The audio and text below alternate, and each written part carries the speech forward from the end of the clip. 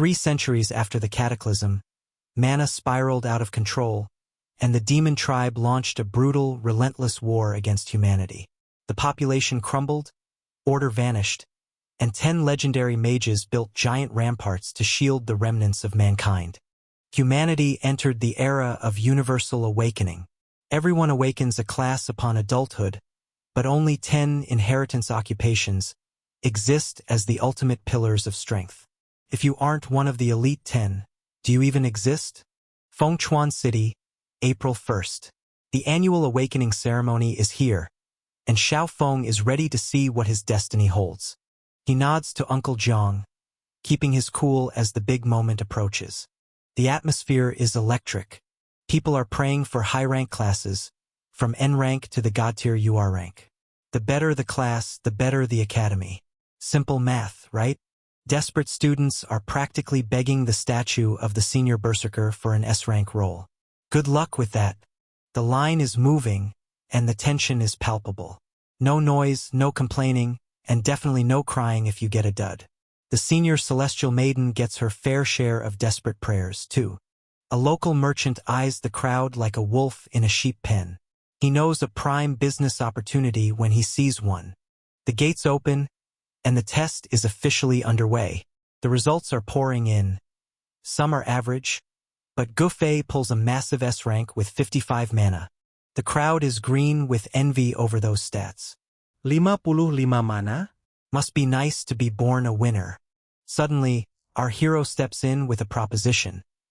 Who wants a tomato that actually buffs your mana? He's pitching everything from mana-boosting tomatoes to mighty potatoes that buff attack power. He's basically a walking farmer-themed grocery store. The crowd is skeptical, but let's be real. Who wouldn't want a fat-burning cucumber in this economy? Limited time offer, he shouts, playing the salesman role to perfection. The crowd stares at him like he's lost his mind. Honestly, the vibe is just pure, unadulterated judgment. A tester takes a bite and, boom! Mana spike. It actually works. The secret is out. These aren't just snacks. They're high-tier spirit plants from the Extraordinary Academy. The crowd goes wild, scrambling to buy out his entire stock. It's a feeding frenzy. Forget the test. Everyone wants these magical veggies. Lin Feng plays it cool, though he knows his secret. His max-level farming skills make everything he grows pack a punch. Outside the shop, the hustle continues. The air freezes as a mysterious figure steps into view. Our protagonist stands stunned, staring down a sudden, chilling encounter. It's just a regular day of trading, but the weight of the debt is starting to pile up. His friend wonders why he doesn't just mass-produce these miracle crops. If only it were that easy. Growing spirit plants is a literal nightmare. It's not just planting seeds. It's practically alchemy. Despite being a childhood genius, he's stuck as a humble farmer. He heads home to Auntie Zhou. Just another day in the life of a failure. He's the son of an archdruid and a herbalist, yet he's stuck with a measly N-rank farmer class.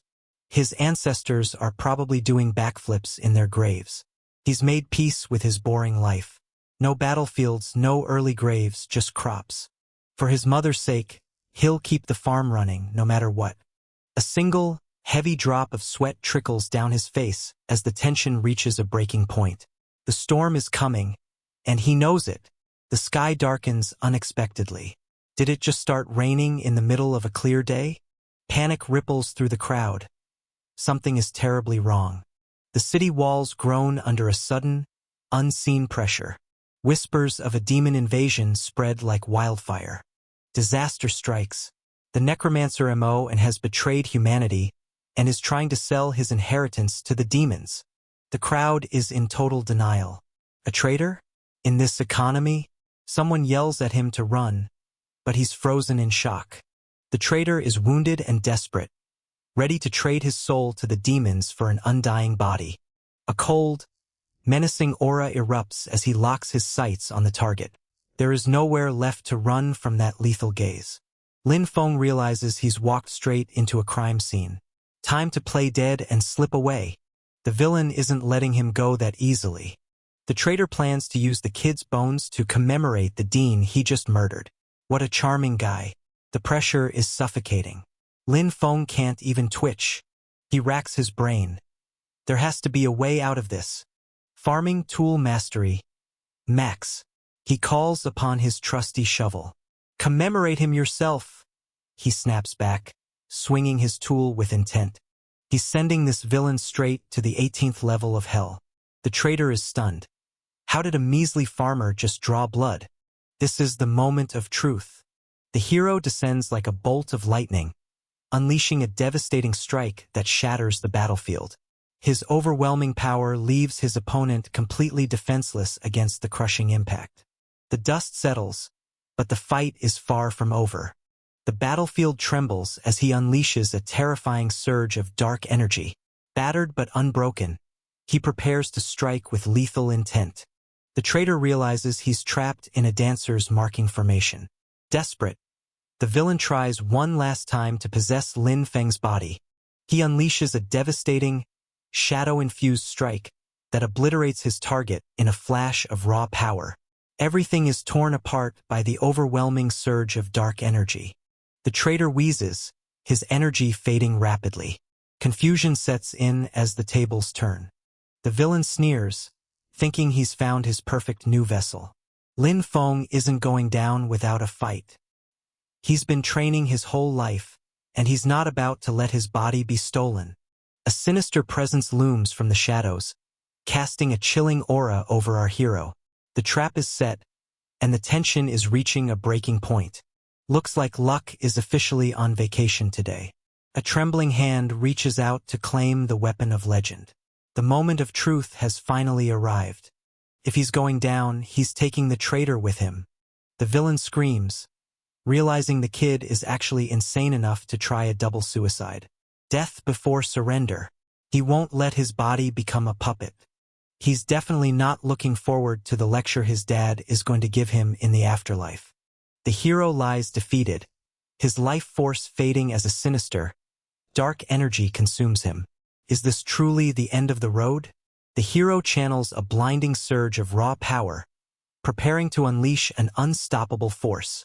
Tension crackles in the air as he enters his ultimate state. Pure terror consumes him as his eyes blacken with overwhelming dread. He's completely frozen, facing a power he can't possibly survive. A blinding explosion of golden energy erupts, tearing through the sky as the warrior stands defiant in the wake of destruction. The battlefield is consumed by raw, overwhelming power. The traitor is losing his mind. How is this kid still standing? The battlefield erupts as a monstrous, swirling vortex of energy obliterates everything in its path. Chaos reigns supreme as this unstoppable force tears through the very earth. A devastating shockwave tears through the air as raw power collides. The battlefield trembles under the sheer force of this brutal, high-stakes strike. System alert. Inheritance occupation acquired. Necromancer. Pure, unadulterated terror strikes as reality shatters before his eyes. He's just witnessed the impossible, and there's no turning back now. He wakes up. He's alive. He's still in control. The possession attempt failed. With a single touch, he shatters the veil of reality. A surge of raw, crackling power erupts at his fingertips. Stat screen. Spirit Farm Lord. Unique. Level 11. He's basically a walking powerhouse now. The city wakes under a brilliant, piercing sky. A new day dawns, and the stage is set for the chaos to come. Lin Feng, the Spirit Farm Lord. A title that sounds way more impressive than Guy Who Grows Radishes. His stats are insane for a level 1. He's basically starting the game with cheat codes. Level reset, but the stats stayed? This is definitely breaking the game's balance. He's got the soul power of that villain coursing through his veins. When he levels up, he's going to be unstoppable. Undead summoning? Does this mean he can summon an army of farmers? A sinister green flame flickers to life in his palm. The power surges as he prepares to unleash chaos. The energy is unstable, and the stakes couldn't be higher. The farmer's mana and the undead magic are beginning to fuse. His occupation tree just split. He's got 2 paths now. This is unheard of. He checks his surroundings, paranoid that the villain might still be lurking. The system sparks to life as the evolution path shatters before his eyes. A forbidden fusion is underway, and there's no turning back now. He has to control this power fast, or he'll lose his mind to the necromancer's lingering influence. He looks at his new magic. It's yellow. Very, very earthy. How fitting for a farmer. He casts his first undead summoning spell.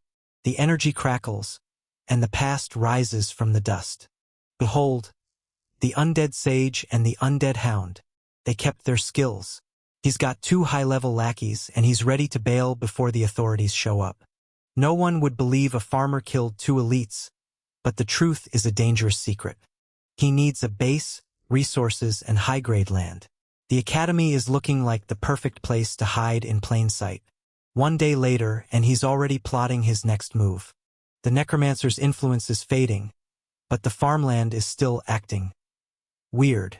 The local news is blathering on about some birthday, but Lin Feng has bigger fish to fry. His crops are growing, but they're looking less like dinner and more like eldritch horrors. Mystical vines erupt with raw, crackling power, surging across the sky. The world trembles as this overwhelming energy tears through the fabric of reality. An ominous, swirling abyss of magical energy erupts with terrifying power. Something monstrous is about to break free from this pulsating bloom. A sinister shadow strikes from the earth, ensnaring the helpless bird in its deadly grasp. Escape is impossible as the void claims its prey. If anyone saw his backyard, they'd call an exorcist. He needs to clean up this mess before the neighbors start asking questions. If he can guide this mutation, he could change the world of agriculture forever. He's on the verge of creating the legendary, high-value crops his dad only dreamed of. Breaking news. The city is hunting the necromancer. If he gets caught with this power, he's finished. He realizes he has to keep his undead power hidden at all costs. Time to get creative. He'll call his undead minions farmhands. It's technically the truth. Being a spirit farm lord is a great cover story. Who questions a guy with a few extra helpers? The academy is expanding, offering land and subsidies. It's the perfect place to lay low. It's a ticking time bomb, but the academy is the safest place for a guy with a secret necromantic farm. The registration plaza is packed with hopefuls. He fills out his form. Level 1 Spirit Farm Lord. Let the drama begin. The guard laughs. Spirit Farm Lord? Never heard of it. Get lost, kid. With a cocky smirk, he summons a crackling green flame to intimidate the gatekeeper. The power play has officially begun. The guard isn't impressed. Trash class next. The crowd mocks him, telling him to go crawl back to his fields. They have no idea who they're talking to. He stays calm, pleading his case. He knows his fundamentals are solid. Fundamentals? You're level 1. The instructor is practically spitting with rage. Security is called to drag him out. He pulls the policy card the academy has to let him test. He threatens to report them to the supervision bureau. That usually shuts people up. The tension is so thick you could cut it with a lawnmower. The instructor is fuming, but he has no choice but to let him in. The crowd is whispering, this kid has guts, if nothing else. Fine, take the test and fail. The instructor sneers. The lone wolf stalks forward, leaving the terrified crowd trapped within his chilling gaze. Tension thickens as the distance between them becomes a battlefield of pure intimidation. Give up while you can, kid, the instructor warns. Lin Feng just smiles. Thanks for the opportunity. With a lightning-fast strike, he carves his path through the suffocating web of roots. Nowhere to run, he's cutting his way to freedom. The hunter tracks his prey through the twisted landscape, eyes locked on the target. Silence is his greatest weapon as he prepares to strike.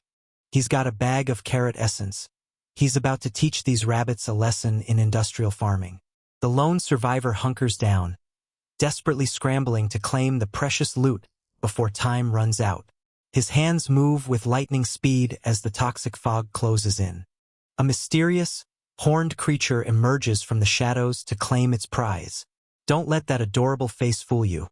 The hunt for snacks has officially begun.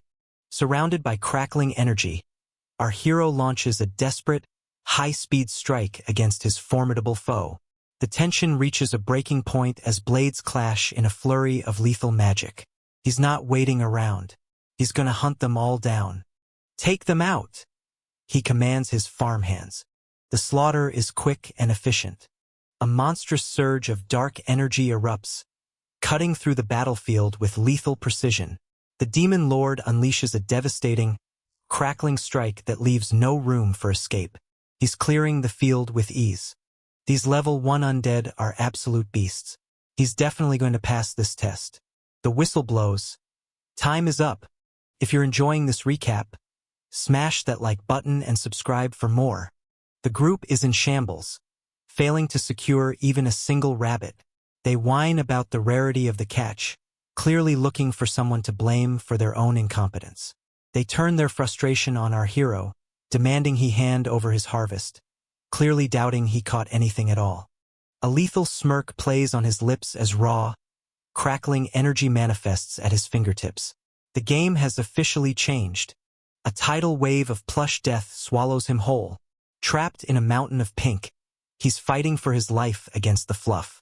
The final count is displayed in glowing digits, revealing a staggering number of magical horns. He drops the mic, or rather the horns, challenging them to recount his massive haul. The onlookers are absolutely losing their minds, screaming cheat, because they can't handle being outclassed by a supposed farmer. The director storms onto the scene, fed up with these bullies picking on a kid. He isn't having any of their unprofessional nonsense today.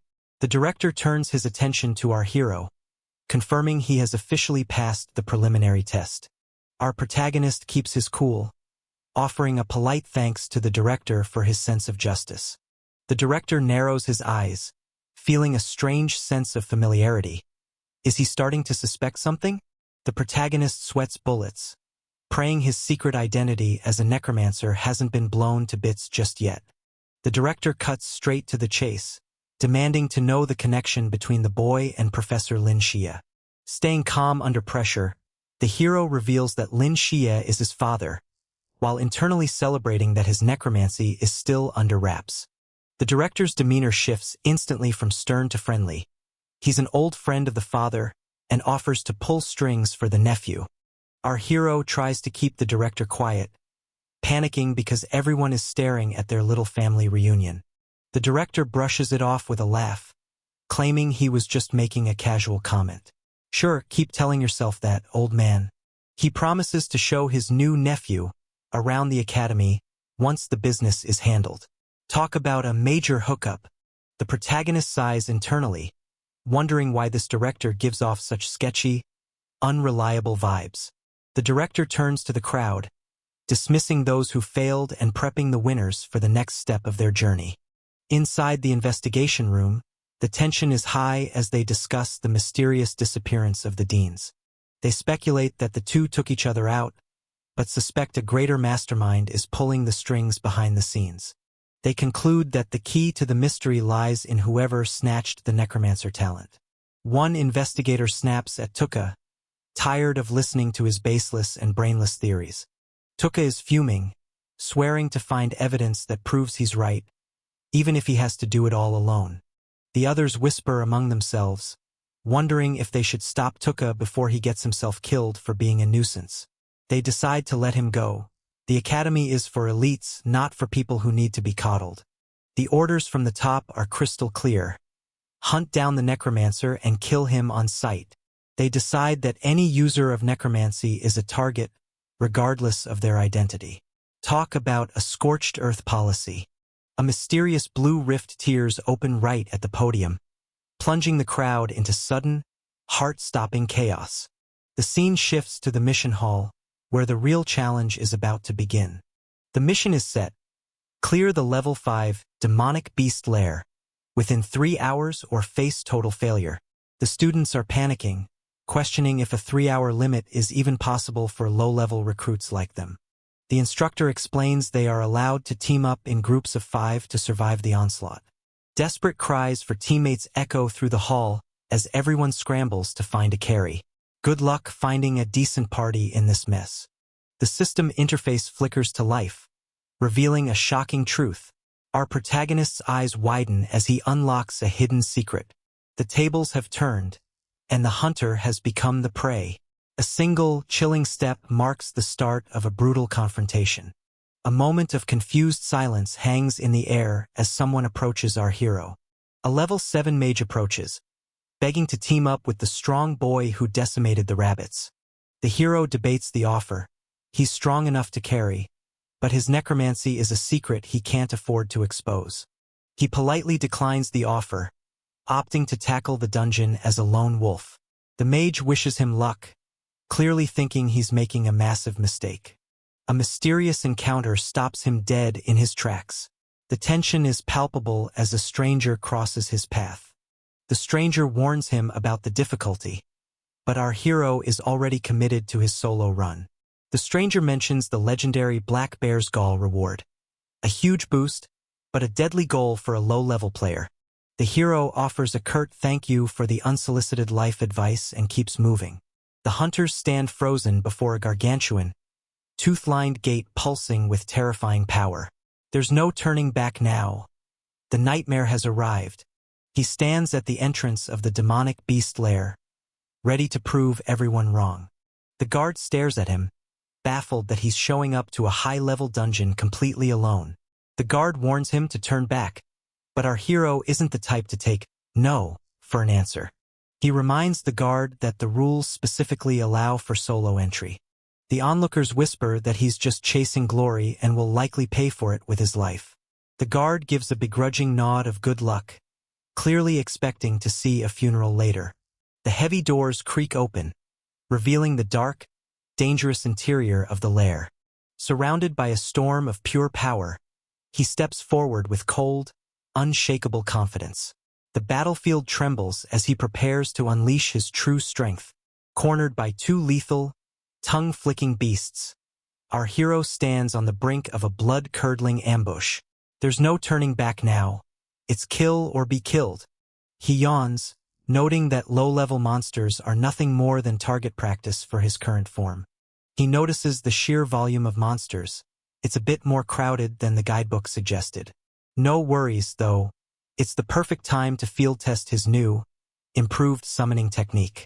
With a dark chant, he initiates the Undead summoning skill. A swarm of ferocious, soul-scorching beasts descends upon our hero. Will he survive this lethal onslaught or be torn to shreds? He barks a command, and his undead minions charge into the fray. He observes that his monster form undead are savage, though their lack of intelligence makes them a bit like mindless wrecking balls. They're mana efficient, too. He wonders if they could handle household chores like gardening once this bloodbath is over. The shadows erupt into a lethal dance as the commander unleashes his spectral army. With a flicker of raw power, his elite soldiers converge to crush any resistance. The undead swarm tears through the dungeon ranks, leaving nothing but dust in their wake. A surge of overwhelming power erupts as the warrior unleashes a devastating, shadow-infused assault. The battlefield trembles under the weight of his lethal strike. The entity channels a surge of terrifying, otherworldly energy. With a chilling focus, he prepares to unleash a devastating technique. The predator descends, unleashing a lethal barrage of energy orbs to crush its prey. Nowhere is safe from this overwhelming display of raw power. He realizes the human form undead are much smarter, capable of using their old skills. Perfect for the weeding and fertilizing he's been dreaming of. With a flick of his hand, he unleashes a devastating torrent of energy that shatters the monsters instantly. The battlefield erupts in a blinding display of overwhelming power. A surge of golden light engulfs him. He's leveled up to 7. He's satisfied with the efficiency. This is going faster than expected. Only 30 minutes in and he's already at the boss room door. Talk about speedrunning. He steps into the boss room, the air heavy with the scent of ancient blood. A deafening roar shakes the dungeon walls as the boss reveals itself. The boss is here, and he's ready to test his combined combat power against this oversized beast. He directs his summons with surgical precision, forcing the beast into a corner from all sides. The beast is caught in a lethal web of pure energy. With a flick of his wrist, he unleashes a devastating assault that tears through his target. His summons are performing perfectly, and his mana is regenerating at an incredible rate. The boss lets out a final, pathetic whimper as it realizes it's completely outmatched. The battlefield erupts as a monstrous entity unleashes a blinding surge of raw, crackling energy. With nowhere left to hide, the target stands on the precipice of total annihilation. A cataclysmic blast of raw energy shatters the silence. The battlefield is engulfed in a blinding, violet-hued inferno. Another level-up notification hits. Level 8. A mountain of glimmering loot lies ripe for the taking. Our hero stands ready to claim his massive fortune. He sighs, disappointed that the reward is just a measly 10-point constitution boost. His farm vegetables are objectively better. The system confirms he's receiving double rewards because of his dual occupations. Now that's a win. He ponders if he can manipulate the crop yields to be even more powerful in the future. Outside, the witnesses are in total shock. He actually cleared it solo. They refuse to believe it, insisting he must have just been hiding the whole time to save face. They can't fathom how someone so clean could have survived that horde of beasts. They're just salty, honestly. Our hero walks out, calm as ever, ready to turn in his mission. The mission is officially a go. With that glowing checkmark, everything is about to change. The instructor is stunned, struggling to believe his eyes as the solo clear is confirmed. The instructor warns him that pulling such a stunt as a freshman is incredibly risky, even if he did survive. The hero takes the lecture in stride, offering a polite thanks. He's told to head to the auditorium for the final interview. The tension is palpable as the lone wolf walks past the intimidating group, completely unfazed by their glares. The stage is set for a confrontation that no one saw coming. The bullies watch him, hoping he gets taken down a peg or two later on. The portal beckons, and our hero steps into the unknown. A new world awaits beyond the threshold. He feels a prickle on the back of his neck. Someone is definitely tailing him. With a flick of his wrist, he unleashes raw, crackling magic. Our hero enters the fray, ready to crush anything in his path. The stalkers whisper that he must be exhausted from the dungeon, making him the perfect target to jump. They decide to swarm him, greedy for the rewards he's carrying. One of them shouts at the farmer to stop in his tracks. He turns around slowly, unimpressed by their amateur hour energy. They demand he hand over the goods, arrogant in their belief that a farmer is no match for their combat occupations. He wonders why, out of all the candidates, they decided to mess with him today. They reiterate their demand, mocking him for thinking a farmer could hold onto such a precious item. The demonic bear gull gleams, a tempting prize that adds 10 constitution. Our hero thinks of his superior constitution-boosting watermelons. He finds it hilarious that they're fighting over a rare item that his garden produces by the dozen. He holds the item up, asking if this is the trash they're so desperate to steal. Their eyes widen, and they demand he hand it over immediately. A massive blast erupts with earth-shattering force. He watches in shock as the battlefield is consumed by pure destruction. A colossal blast erupts, shattering the ground and sending his enemies flying. Pure, unadulterated chaos consumes the battlefield. A voice rings out, demanding to know what is going on here. AI Ling steps in, reminding them that private fights are strictly forbidden in the academy. The thugs try to brush her off, claiming this is none of her business. She stands her ground, declaring that any injustice is her business. She threatens to report them, forcing them to choose between leaving or facing total disqualification. The thugs laugh, thinking they can just deal with her too. Big mistake. They charge at her, hoping to finish this quickly and get back to the loot. The hero watches, confident that AI Ling can handle these small fry bullies on her own. She calls them out for their dirty, pathetic tactics. She turns to our hero, suggesting they team up to finish this. A sudden shock ripples through the air as the target makes a desperate break for it. She's stunned, but the chase is officially on. The skirmish intensifies, and the air crackles with competitive energy. The huntress strikes with lethal precision, clutching a pulsing, raw heart in her grip. Blood-red energy surges as she prepares to claim her prize.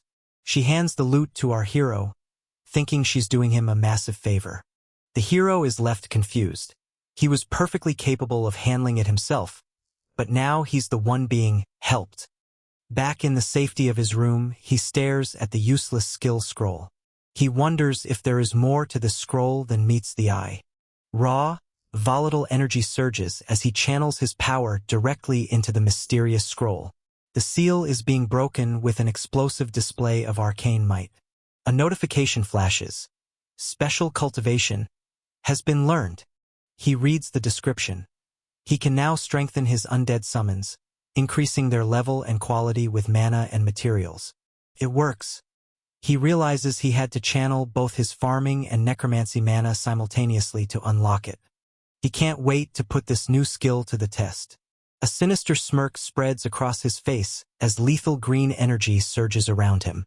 The hunter is ready to unleash pure chaos. His black eagle is boosted, its stats climbing higher than ever before. Yu Yi is empowered, his presence becoming even more formidable.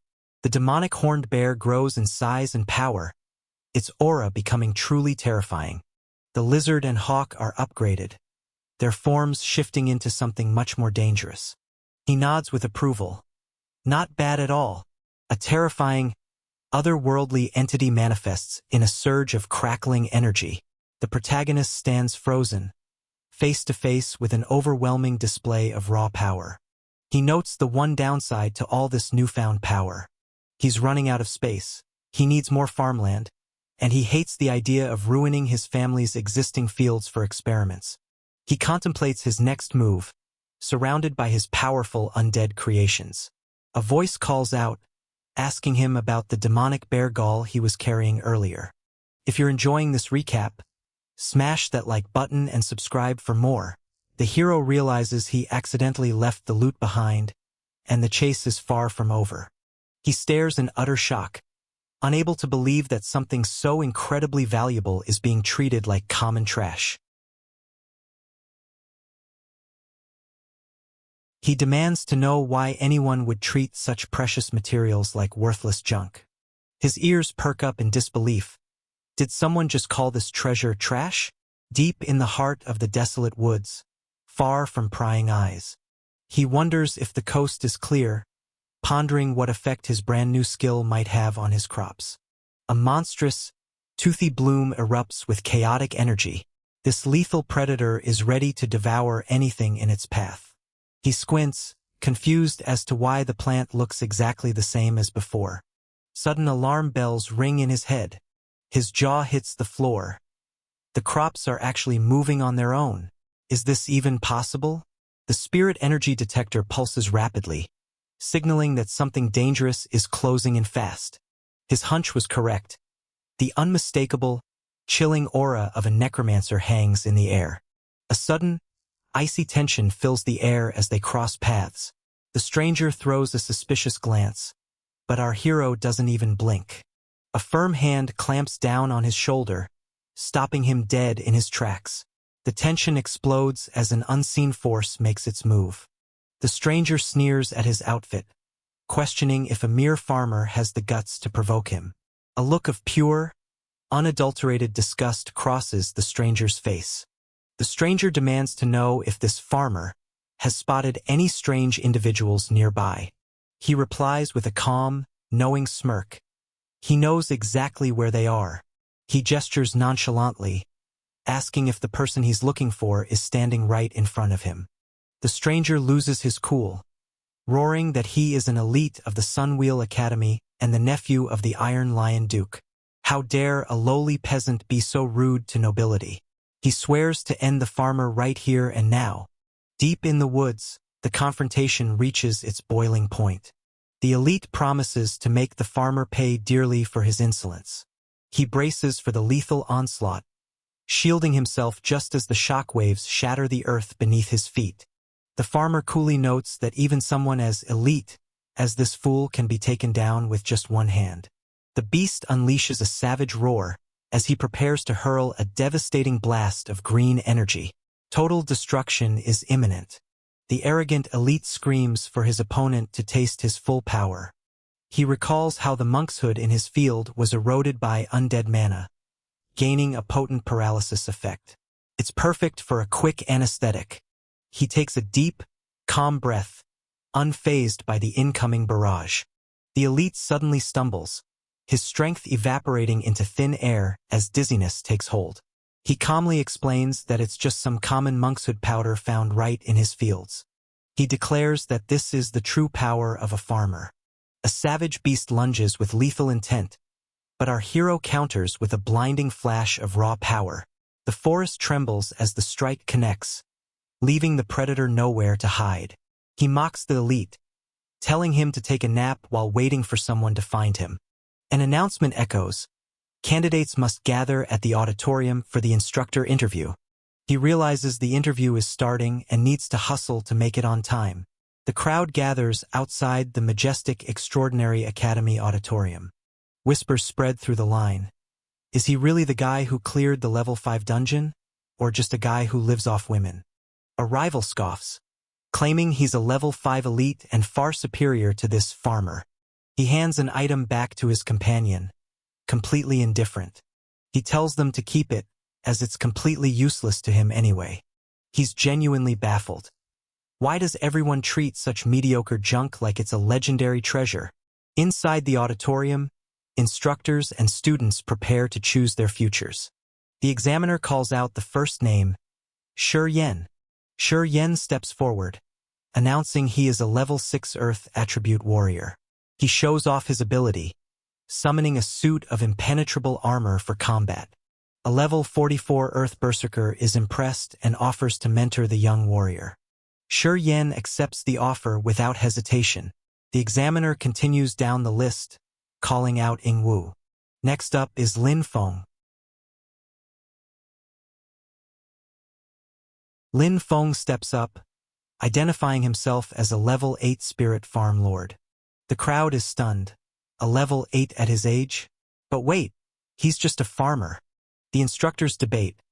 The academy is for frontline warriors, not cannon fodder, even if his test scores were perfect. An instructor suggests a combat assessment to settle the dispute.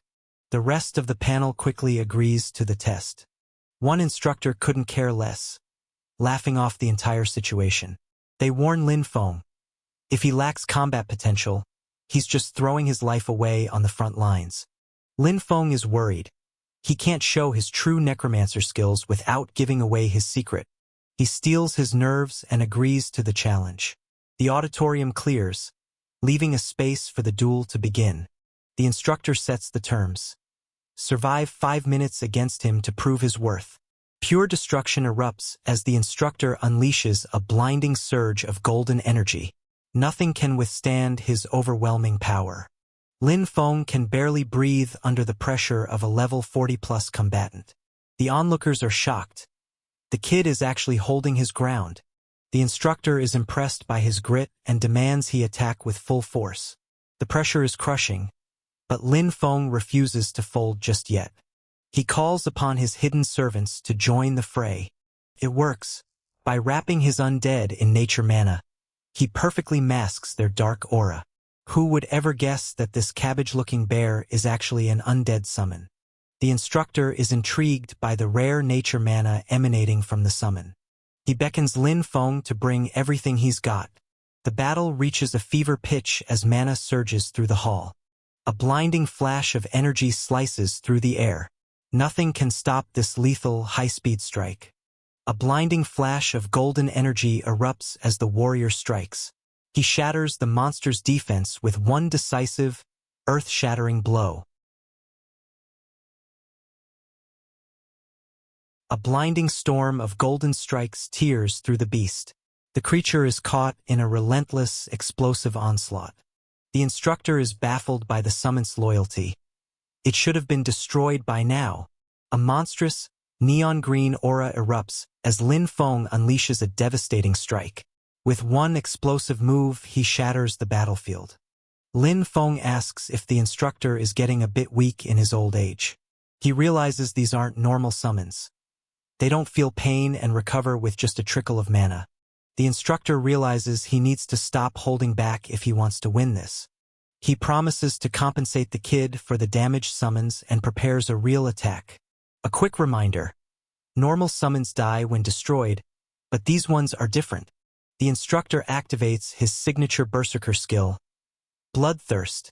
The summon shatters and vanishes into thin air. The instructor wears a smug look of victory. He tells the kid to cry it out, claiming he loves genuine students who show their emotions. Lin Feng remains completely expressionless, not shedding a single tear.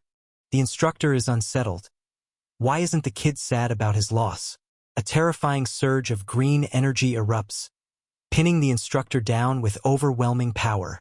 He's trapped in the grasp of a relentless, soul-crushing force. The warrior erupts in a surge of raw, untamed power, breaking his limits as the energy consumes the area.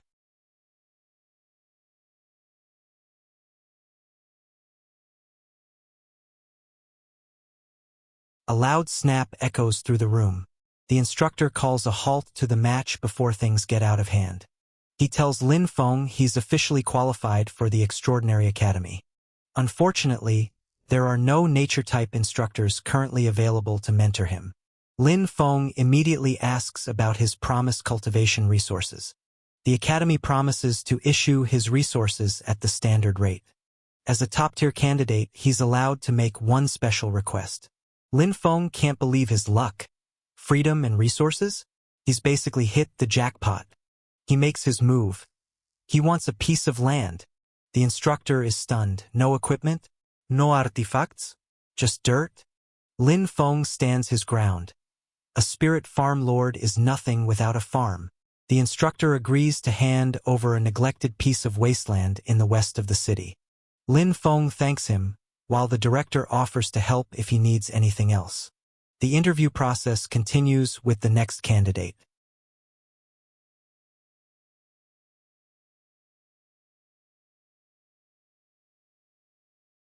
The principal ponders the spirit farm lord, a truly curious occupation. A frantic guard bursts in with an urgent report for the principal. He reports that Tuka from the investigation team was murdered by a necromancer, and the body was found nearby. The scene shifts to the West City training wasteland. Lin Feng finally reaches his new property. He surveys his new kingdom with a grin. It's 100 mu of land, officially owned by the Extraordinary Academy. With a 1-year lease and a repulsion barrier, it's all his for now. 100 mu is a lot of space, and he's going to make the most of every inch. A terrifying aura descends as two monstrous entities emerge, dwarfing our hero with their overwhelming presence. The air itself shudders under the weight of their dark, suffocating power. It's time to get to work and build his empire. A flicker of green energy dances across the field. He realizes the ancients were right. Magic truly changes lives. He wonders if the cleanup of the land is finally finished. He's amazed at his own drive and initiative. He lets out a sinister, satisfied chuckle. Even the undead seem to be working hard today. He sighs, realizing expecting consciousness from his undead servants might be asking for too much.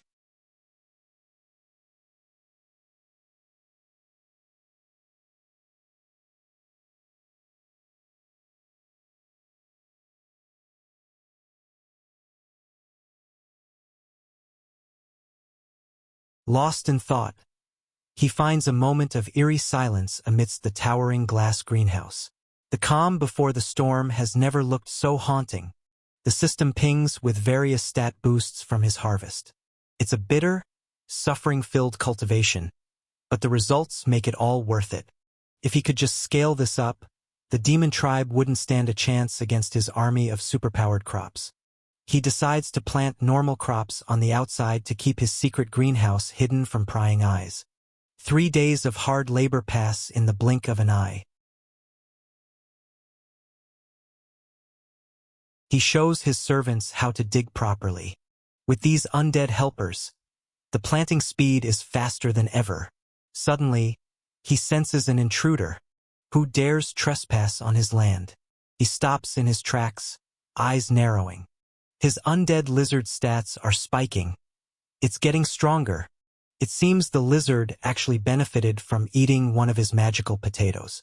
He begins a systematic experiment to record which crops affect the undead most effectively.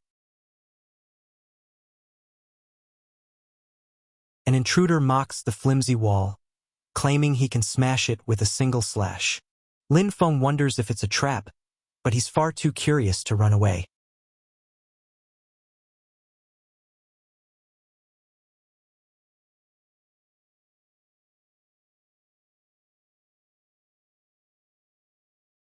With a single, devastating strike, he shatters the ground and sends his target reeling in a fiery explosion. No one stands a chance against that raw, explosive power. He asks the intruder if they really thought they could handle him at that level. The warrior crushes the swarming monsters beneath his boots.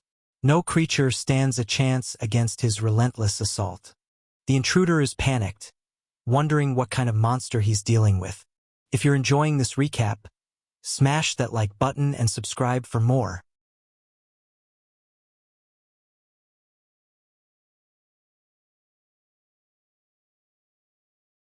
An ominous, spectral entity erupts with raw, pulsating energy. This terrifying phantom is unleashing a devastating surge of power. The primordial terror awakens, flooding the battlefield with an overwhelming surge of emerald destruction. A god-tier power has been unleashed, and nothing will be left standing in its wake. The intruder curses, lamenting that he wouldn't have come back here if not for the Grand Duke's orders. He vows that once he cuts the farmer down, he'll see if he can still explode like that. With a single, blinding slash, he shatters the defenses and sends sparks flying. Absolute carnage in the blink of an eye. He's shocked. Why do these demonic beasts have an undead aura? The intruder recalls his mission. Find the necromancer He Xiao who betrayed their pact. He realizes he might have stumbled upon He Xiao's secret hideout. He Xiao has absolutely no shame when it comes to pursuing the undying secret art. He decides it's time to move on. Finding He Xiao is the main objective now. The mystery deepens as he encounters an unexpected figure. He's been busy as a bee, fertilizing and catalyzing seeds across the fields all day yesterday.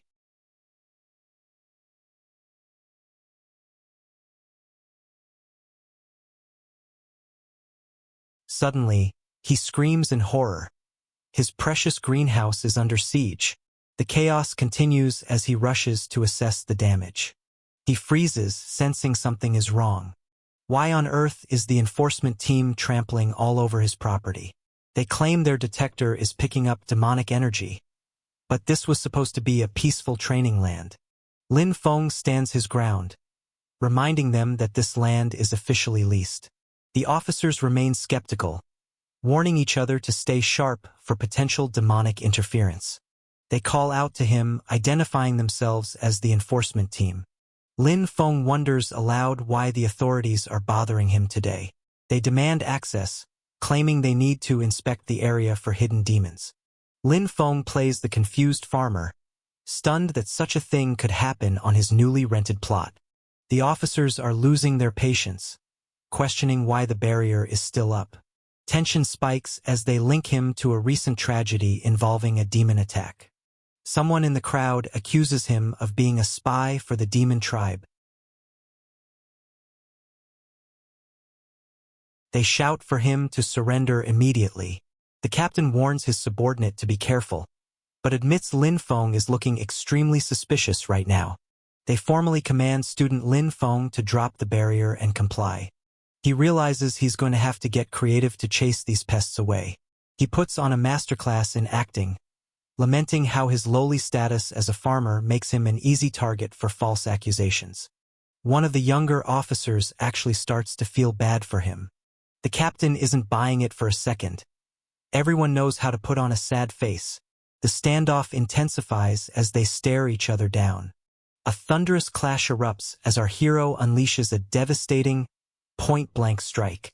The battlefield trembles under the sheer force of the impact. Lin Feng holds back a grimace. He accidentally put too many points into Constitution, so he barely felt the hit. He knows he has to sell the performance if he wants them to leave. The officer is baffled, wondering how his powerful palm strike did absolutely nothing. Lin Feng turns the tables, accusing them of trying to torture a confession out of him to close the case fast. The captain finally steps in, pointing out that Lin Feng's nature mana is way too pure for a demon to possess. The team sheepishly admits their mistake and promises to write a favorable report. Lin Feng heaps on the praise, calling the captain a just official to get them out of his hair. The suspicious officer is still fuming, but he's been silenced. With a blinding flash of raw power, he strikes down his enemies in a single, devastating motion. The battlefield trembles as he leaves them no chance to escape his overwhelming assault. The shadows converge as the clones unleash their synchronized power.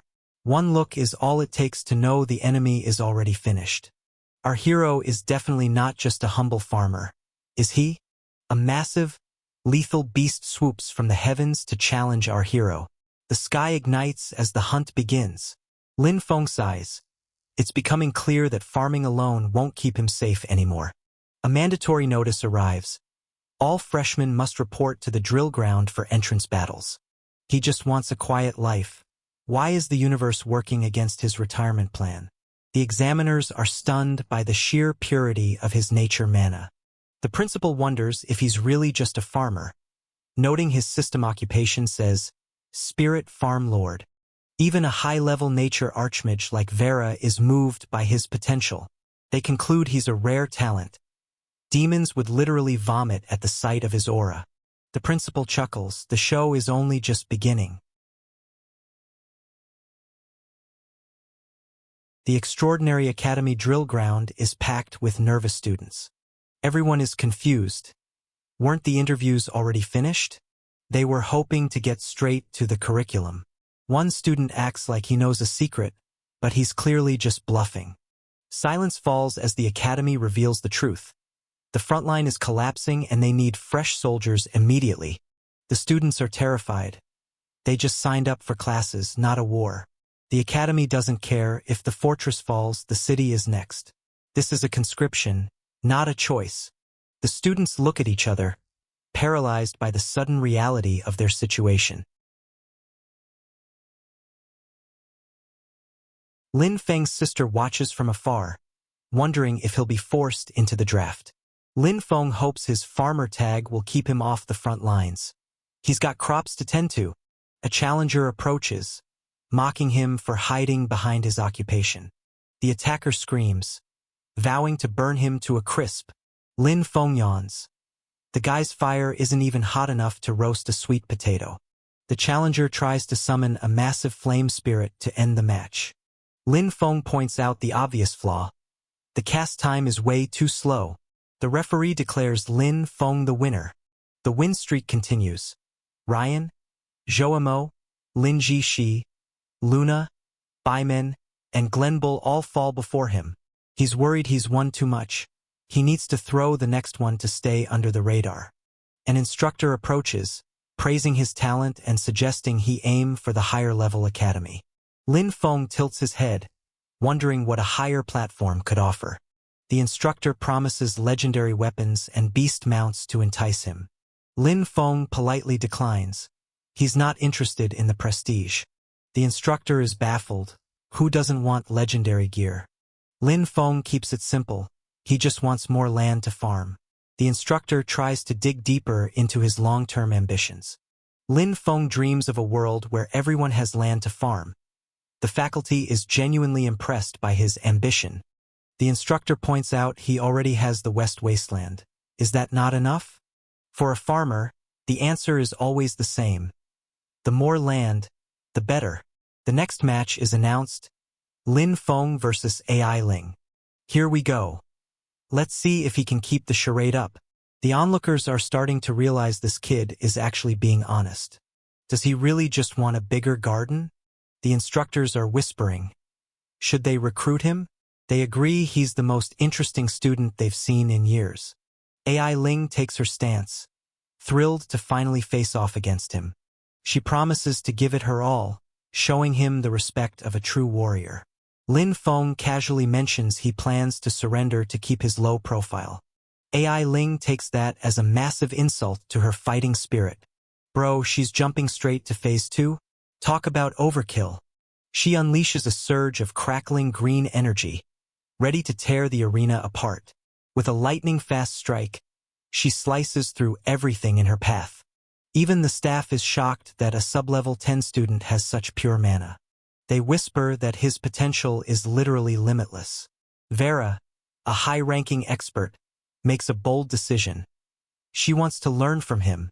The other teachers think she's lost her mind. She clarifies. She doesn't want to teach him. She wants to be his student. Did the demons actually fry her brain during her last mission? She doesn't care about the rumors. She's determined to follow him. The tension on the drill ground is reaching a breaking point. If you're enjoying this recap, smash that like button and subscribe for more. Steel clashes as a blistering high-speed duel erupts. The earth shakes under their feet. Lin Feng decides he's done enough. It's time to feign an opening and call it a day. The instructors threaten to revoke his land if he keeps holding back. That hits a nerve. Nobody touches his farm. His aura shifts instantly, and the crowd realizes he's finally getting serious. He stops playing around and starts the real fight. The spectators are on the edge of their seats. A massive torrent of flames erupts, obliterating everything in its path. With a single, devastating strike, he shatters the battlefield. He winds up for a serious punch that looks like it could level a mountain.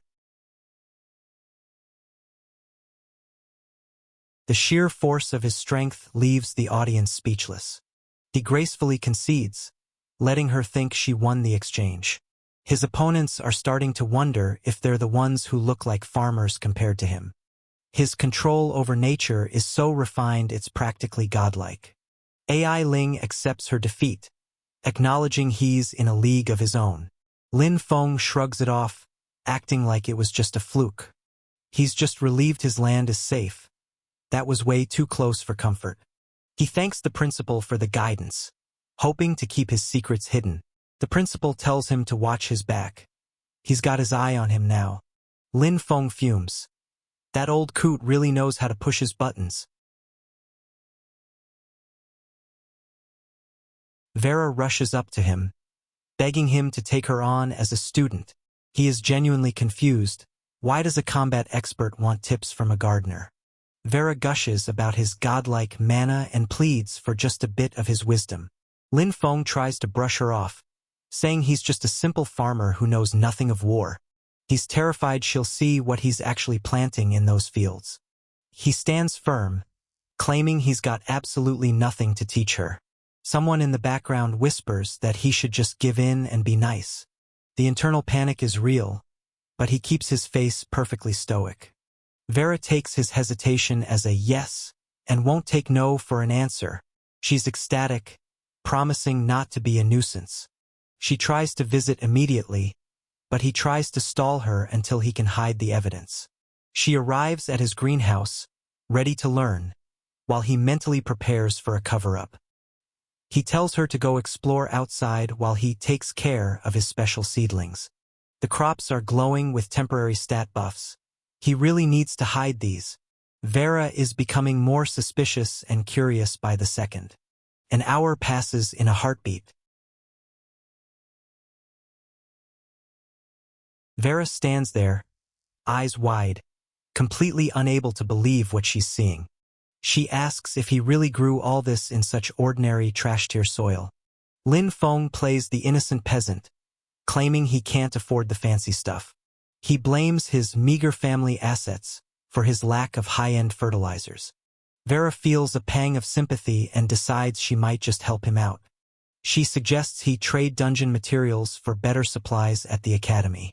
Lin Feng's ears perk up. Is there actually a way to get better gear? She breaks down the math. A chieftain's Fong can get him a bottle of Earth Pulse. She warns him the regulation is about to be scrapped, so he has to act fast. He's already halfway out the door. Adventure, here he comes. Vera watches him go, convinced his purity is what makes his farming so effective. He arrives at the entrance of the level 10 Gloom Forest dungeon. Other students mock him for bringing a hoe to a dungeon, but he doesn't even blink. He's there for business. The guard warns him the risk of solo entry is suicide. Lin Feng plays the "I'm just a student" card to bypass the rules. He slips past the gate, ready to get his hands dirty.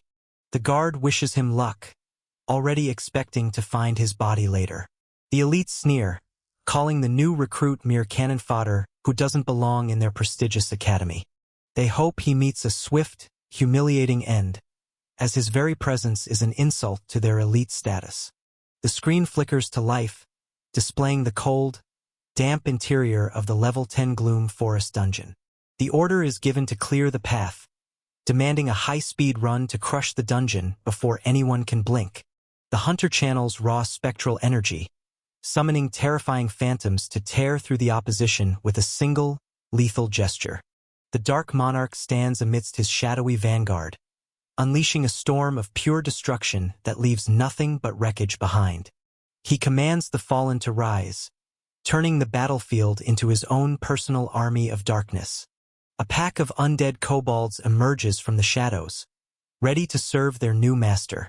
The Shadow Kobold Chieftain looms ahead. Our hero is unimpressed, wondering if this is truly all the dungeon has to offer. He charges straight at the boss, showing absolutely no fear of the challenge ahead.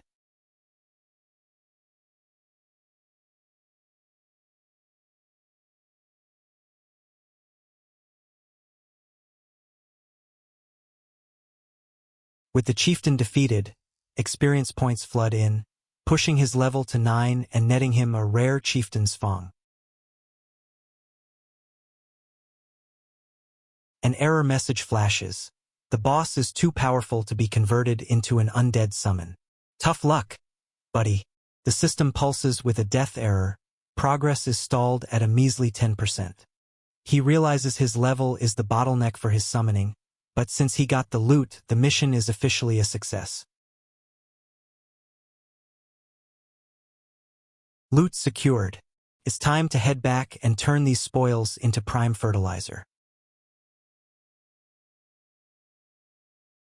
Our hero emerges from the gloom of the level 10 dungeon, looking ready to stir up some trouble. The academy administrators are panicked about their dwindling resources, but our hero reassures them he only needs the scraps for his plants. The stock is overflowing, and it seems our hero is about to clean them out entirely. A massive server announcement rings out. Lin Feng has cleared the Gloom Forest with a perfect SSS rating and obtained a legendary heroic spirit fragment. The crowd goes wild with jealousy, screaming that he must have cheated or used a bug to achieve such a legendary reward. They demand a total investigation, desperate to strip him of his hard-earned spoils. The mob howls for the return of the fragment. They just can't stand to see a farmer winning at life. Even his rivals are stunned. They expected him to struggle, but he cleared it in one single, clean sweep. He stands silently, surveying the chaos he just caused. He wonders who he ticked off this time, though honestly, it's probably all of them. He marches to the teacher, demanding his rewards, but the teacher attempts to confiscate them under the guise of an illegitimate victory. Lin Feng isn't having it. The dungeon gave the reward, and the academy has no business taking it back. He proposes a resource gamble, upping the stakes to settle the score once and for all. The rules of the gamble are simple. Winner takes everything, and the loser walks away with nothing. It's a high-stakes speedrun. The teacher hesitates, finding the gamble boring and beneath him. Lin Feng drops the ultimate bait, a design blueprint for the legendary Lamp of Nature. His rival, desperate for the blueprint, practically begs him to accept the bet. The Lamp of Nature is a game-changer for crop growth, and the rival is salivating at the thought of stealing it. The rival plots to stall him, unaware that he's playing right into Lin Feng's hands. Lin Feng keeps his necromancy hidden, calculating that he can handle this challenge without revealing his true power. The bet is officially on, and the atmosphere becomes electric. The rival grins, confident that the teacher's supervision will finally expose Lin Feng's secrets. The teacher steps forward, demanding to know the secret to his lightning-fast clear. Lin Feng smiles, ready to demonstrate exactly what he's capable of. He calls forth his tenant farmers, and the real show begins. Emerald energy spirals around him as a spectral presence looms, threatening to rip the very air to shreds. The speed of the summon leaves the onlookers speechless. The quality of these troops is suspiciously high. The teacher watches closely, finally getting a front-row seat to the mystery of the solo clear. The order to attack is given, and the fury of the forest is unleashed. A pack of savage, glowing beasts charges forward, hungry for the kill. A blinding emerald explosion vaporizes the target in a single, devastating heartbeat. Silence falls over the clearing. The dust begins to settle as the true power of the summoner is revealed. The ground shatters under the shockwave of the attack, leaving a crater where the enemy once stood. The teacher is horrified. A patrol squad wiped out in under a minute? This isn't normal, this is a monster in the making. Lin Feng remains calm, informing the teacher that it's time to move on to the boss room.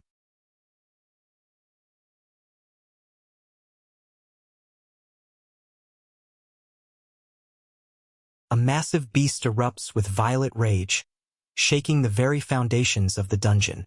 He commands his forces with military precision, flanking the opposition and showing no mercy.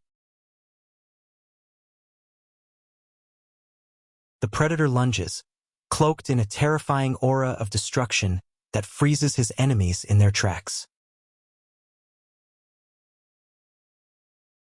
A final, catastrophic blast of green energy signals the end of the line for the dungeon's guardians. The teacher is beside himself, realizing the student must be reported to the principal immediately. The ground crumbles as our protagonist radiates a power that defies all logic. He stands as the undisputed master of this domain. Lin Feng asks if he has proven his worth, and the teacher can only nod in absolute, stunned agreement. The teacher wonders why he's not rushing to leave the dungeon. Lin Feng decides to linger. After all, the scenery is nice, and he has a few more things to attend to.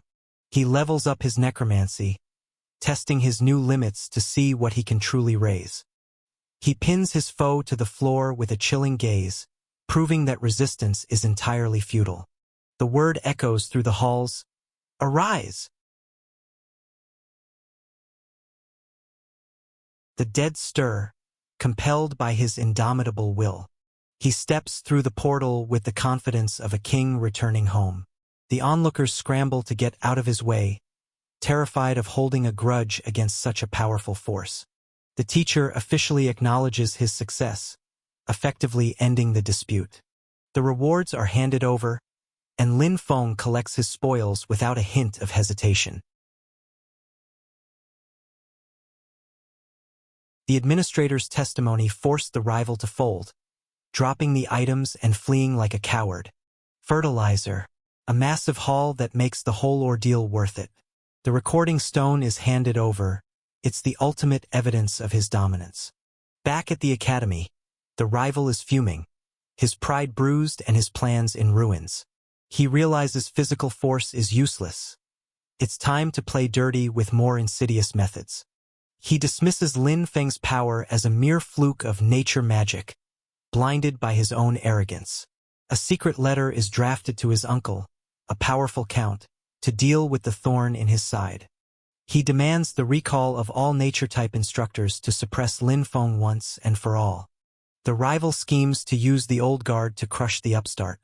He hopes these traditionalists will find Lin Feng's methods offensive enough to cast him out of the academy. The instructors are terrified. They recognize that Lin Feng's connection to nature has surpassed instinct and entered the realm of the divine. The rival is obsessed with revenge, desperate to see his enemy fall. He taunts the instructors, threatening their precious awards if they don't return to handle the problem.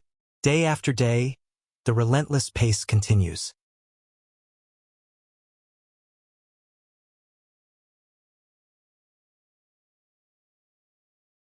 The timer records an impossible speed. He's clearing dungeons faster than most people can finish a cup of coffee. If you're enjoying this recap, smash that like button and subscribe for more. The onlookers are exhausted just watching him. They've lost count of how many times he's cleared the place today. The teacher approaches with a suggestion. It's time for Lin Feng to stop wasting his potential and apply for the upper academy. À promotion? The prospect is intriguing. The teacher explains the hierarchy. The Sunwheel Academy is where the true elite gather. He promises that the rewards there are vastly superior to anything in the lower division. The name Sunwheel Academy sparks a new ambition in Lin Feng. He thanks the teacher, already planning his next move. He arrives at the mission hall, ready to trade his hard-earned credits for a ticket to the big leagues. The clerk checks his record, 30,135 credits. The numbers don't lie. The clerk is floored. This guy basically emptied out the entire dungeon stock. His promotion mission is issued. Complete this and he's officially an elite. He confirms the upgrade in supply tiers, realizing he's about to access the gold tier stash he's been dreaming of. The mission is a simple search near the manor, easy money, or so he thinks. A senior warns him about the lamp of nature, stressing that it must never be tainted by death energy. He nods politely, already planning to test exactly that restriction. Temptation is a funny thing. He's practically itching to see what happens. He decides to gamble with the artifact, curiosity getting the better of his common sense. A skeletal aura flares as he touches the lamp, and the very air starts to warp around him. This is happening. The nature attribute is being overwritten by the undead.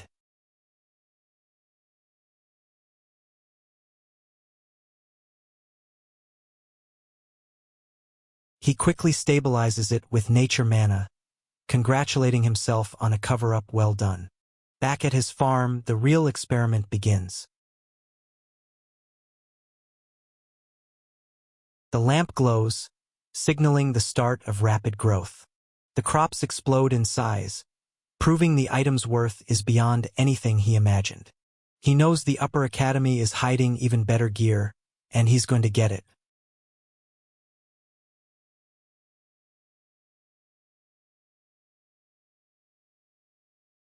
He grips the relic, ready to wield this newfound power in the field.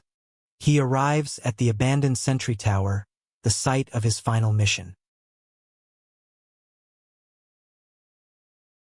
The tower stands ominous and silent, but he knows he's not alone. He moves with caution, knowing the visibility is low and the trap is likely set. Fresh footprints. Someone was here just moments ago. He wonders who would be desperate enough to follow him here. The ambushers gloat, thinking they've successfully sabotaged his mission. They plan to burn the objective, hoping to ruin his reputation once and for all. They are so smug, completely unaware that their target is already standing behind them. They really thought they could get away with this, didn't they? Lin Feng speaks up, sarcastically thanking them for the warm welcome. The assassins jump, their smug expressions turning to pure, unadulterated fear. They scramble to grab the item, but they're already out of time. The battle ignites. The attackers move with lethal speed, but Lin Feng is already 10 steps ahead of their pathetic plan. A massive energy wave tears through the ground, forcing the assassins to scramble as the earth gives way beneath them. He stares them down, demanding an explanation for their little field trip. He's not leaving until they start talking. Things are about to get very messy for these hired guns. The rival realizes his pawns are failing and worries that his involvement will finally be dragged into the light.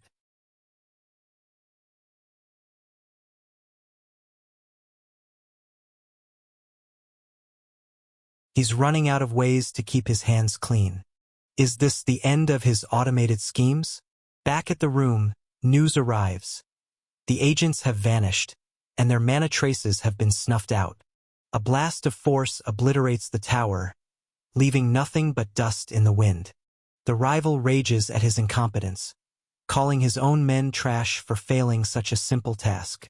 He turns his full, burning hatred toward Lin Feng.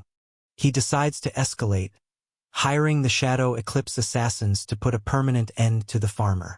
He's convinced Lin Feng killed his previous men, and he's ready to burn the world to get even.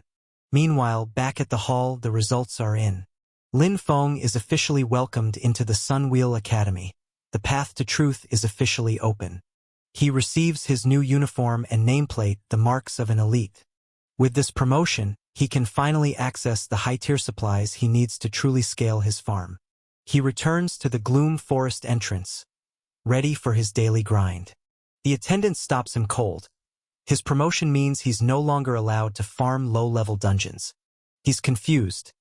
Why would they ban him now? New regulations are in place to preserve resources for the lower-level students. What a convenient excuse. He's disappointed. He was counting on those easy clears to bolster his stock. The staff is relieved he's gone. They were terrified he'd strip the warehouse bare. The most efficient farm in the world is now off-limits. What's a boy to do? A stranger approaches, introducing himself as Ron. Ron claims they have a collection mission and are one man short. Is this luck, or is he being watched? The coincidence is too perfect, and Lin Feng knows that when something seems too good to be true, it usually is. An acquaintance extends an offer to join forces, tempting him with a chance to gain experience in the brutal Upper Academy dungeons. He calculates the pros and cons. He desperately needs credits for supplies, and mastering these new dungeons is a high-priority mission. He agrees to the alliance, ready to dive into the chaos. His partner is practically vibrating with excitement, urging him to hurry as the rest of the team waits at the dungeon entrance. He meets the squad, the stone-faced Ube and the perpetually grumpy Carter. The group outlines the plan. Sneak into the shadow woodlands, swipe 10 stalks of moonlight grass, and avoid the patrolling night elves at all costs. They venture deep into the dark, twisted heart of the shadow woodlands. The team creeps through the dense foliage, blades drawn and nerves frayed. One wrong step and they're toast. The hero unleashes a golden strike so intense, it carves a path of absolute destruction through the forest. They reach the objective without a hitch, clearly surprised by how easy this deadly mission has been. Suddenly, the alarm bells ring. A night elf patrol squad has caught them red-handed. The air turns cold as the night elves prepare to make them regret this little excursion. With a single reality-warping slash, he asserts his dominance over the battlefield, leaving the enemy scrambling. He barks orders to Lin Feng, demanding he use nature magic to annoy the elves. Apparently, these pointy-eared warriors have a major allergy to it. Lin Feng confirms, ready to unleash the botanical pain. Thorny, lethal vines erupt from the earth, snatching the elves from the air like flies in a spiderweb.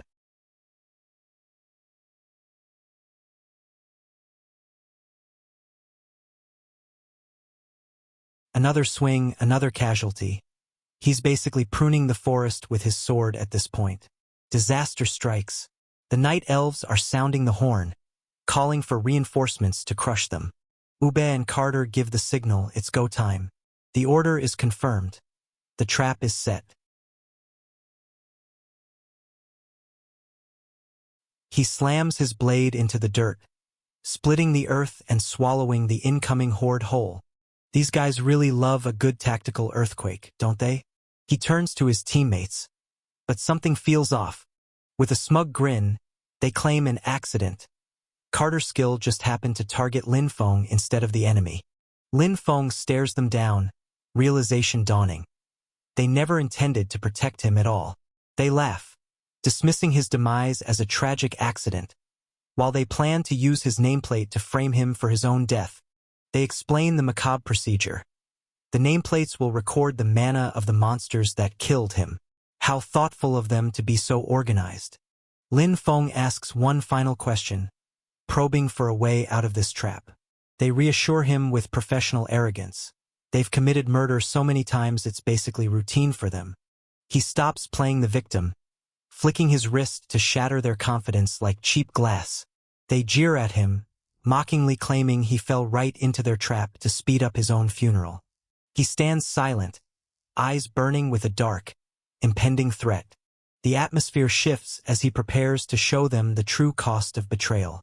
He summons his legions, ready to unleash hell upon his treacherous teammates. The betrayal turns to terror as they realize they've picked the wrong target. Panic sets in. The hunters have become the prey. A cataclysmic surge of necromantic energy wipes the smile right off their faces. They scream in horror, realizing he's a necromancer, a power they never saw coming. He looms over them, asking if that's all they have to say before the end. Suddenly, the tough guys are begging for mercy, throwing their associate Haru under the bus to save their own skins. He isn't buying the sob story. He knows exactly what they are, cowards facing their final moments. He dismisses their excuses, wondering who in the world Tuka even is. He decides to stop wasting breath and commands the ground to swallow his betrayers whole. As they fall, they spit out a pathetic final curse, but he barely blinks. He reminds them that for him, the real show is only just beginning. With a dark incantation, he raises his new servants, Ron and Eden, from the grave. The undead rise, their loyalty now absolute and eternal. He contemplates the intelligence of his new minions. These aren't just mindless corpses anymore. He realizes he doesn't even need to clean up the bodies, though he figures he should probably report the incident back at the academy. He turns to leave, only to find the dungeon exit sealed tight. A system notification pops up. Regret of the past is active, and his stats are getting a massive 200% boost. It's not a prison, it's a power-up in disguise. Crackling with newfound strength, he charges headfirst into the heart of the dungeon. Bring on the boss. The beast-like warrior charges, unleashing a crackling bolt of lethal lightning. The air screams as carnage prepares to unfold. He is absolutely feeling himself right now. Honestly, the confidence is almost as blinding as the lightning. Dealing with these enemies is apparently easier than navigating a scanlation site, so maybe just focus on the action. Folks. With a primal roar, he launches a full-scale assault. The mounted warrior charges, but a shadowy strike slices the air. A chaotic clash erupts deep within the forest. He lunges with lethal intent, unleashing a blinding arc of violet energy that carves through the darkness like a hot knife through butter. The shadows surge as he taps into a dark, lethal power. He has shed his humanity, and there is no turning back now. Cosmic energy tears through the battlefield as two titans collide. It's a spectacular display of absolute destruction.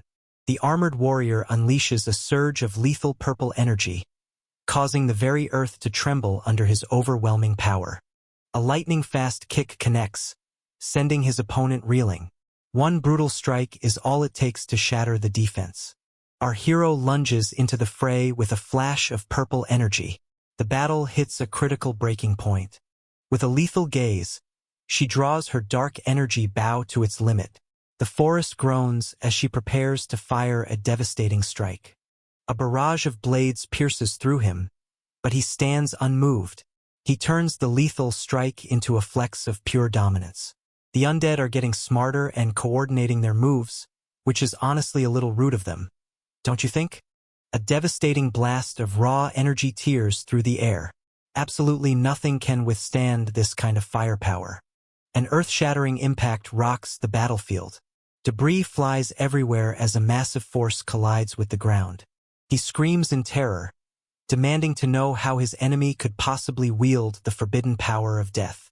A sharp glint of determination lights up his eyes as he enters a deep, tactical trance. He's plotting a lethal finish.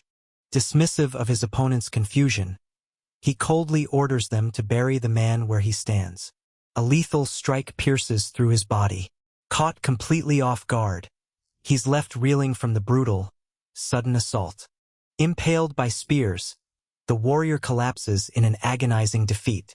Even in his final moments, his broken form screams for vengeance. If you're enjoying this recap, smash that like button and subscribe for more. The system notification blinks. Progress is at exactly 50%.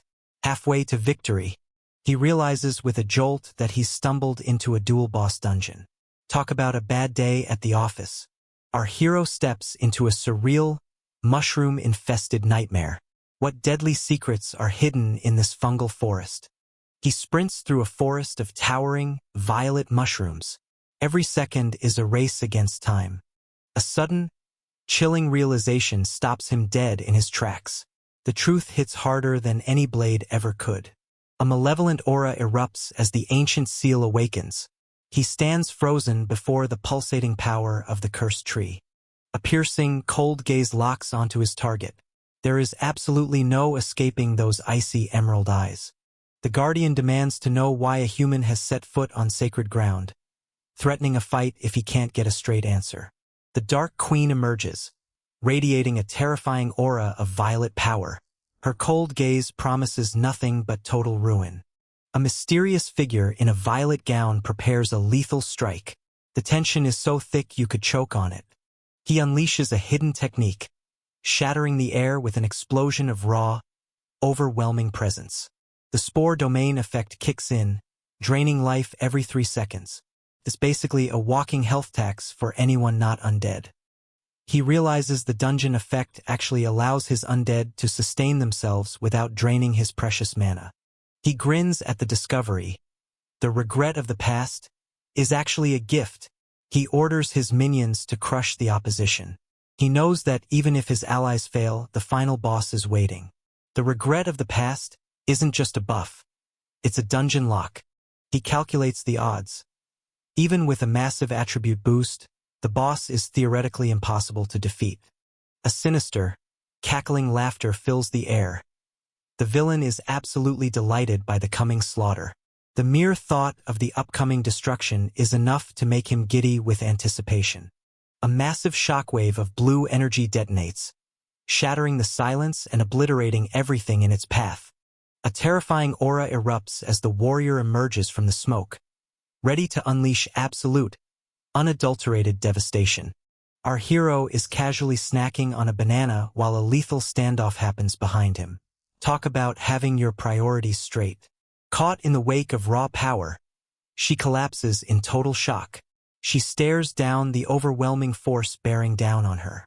She gasps, trembling, as she asks the tragic question. Why did Heimei choose to betray them?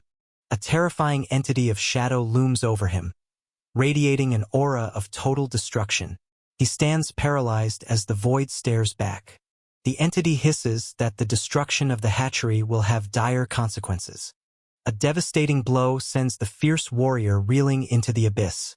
Her defenses are shattered under the pressure. The shadow entity makes a final, chilling vow. It will find them, no matter where they hide.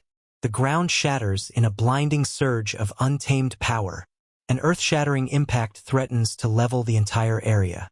A blinding pillar of raw power erupts, shattering the fabric of the battlefield. The destruction is absolute. The dungeon is cleared with a rank and a new record. Time to see what the loot table has in store.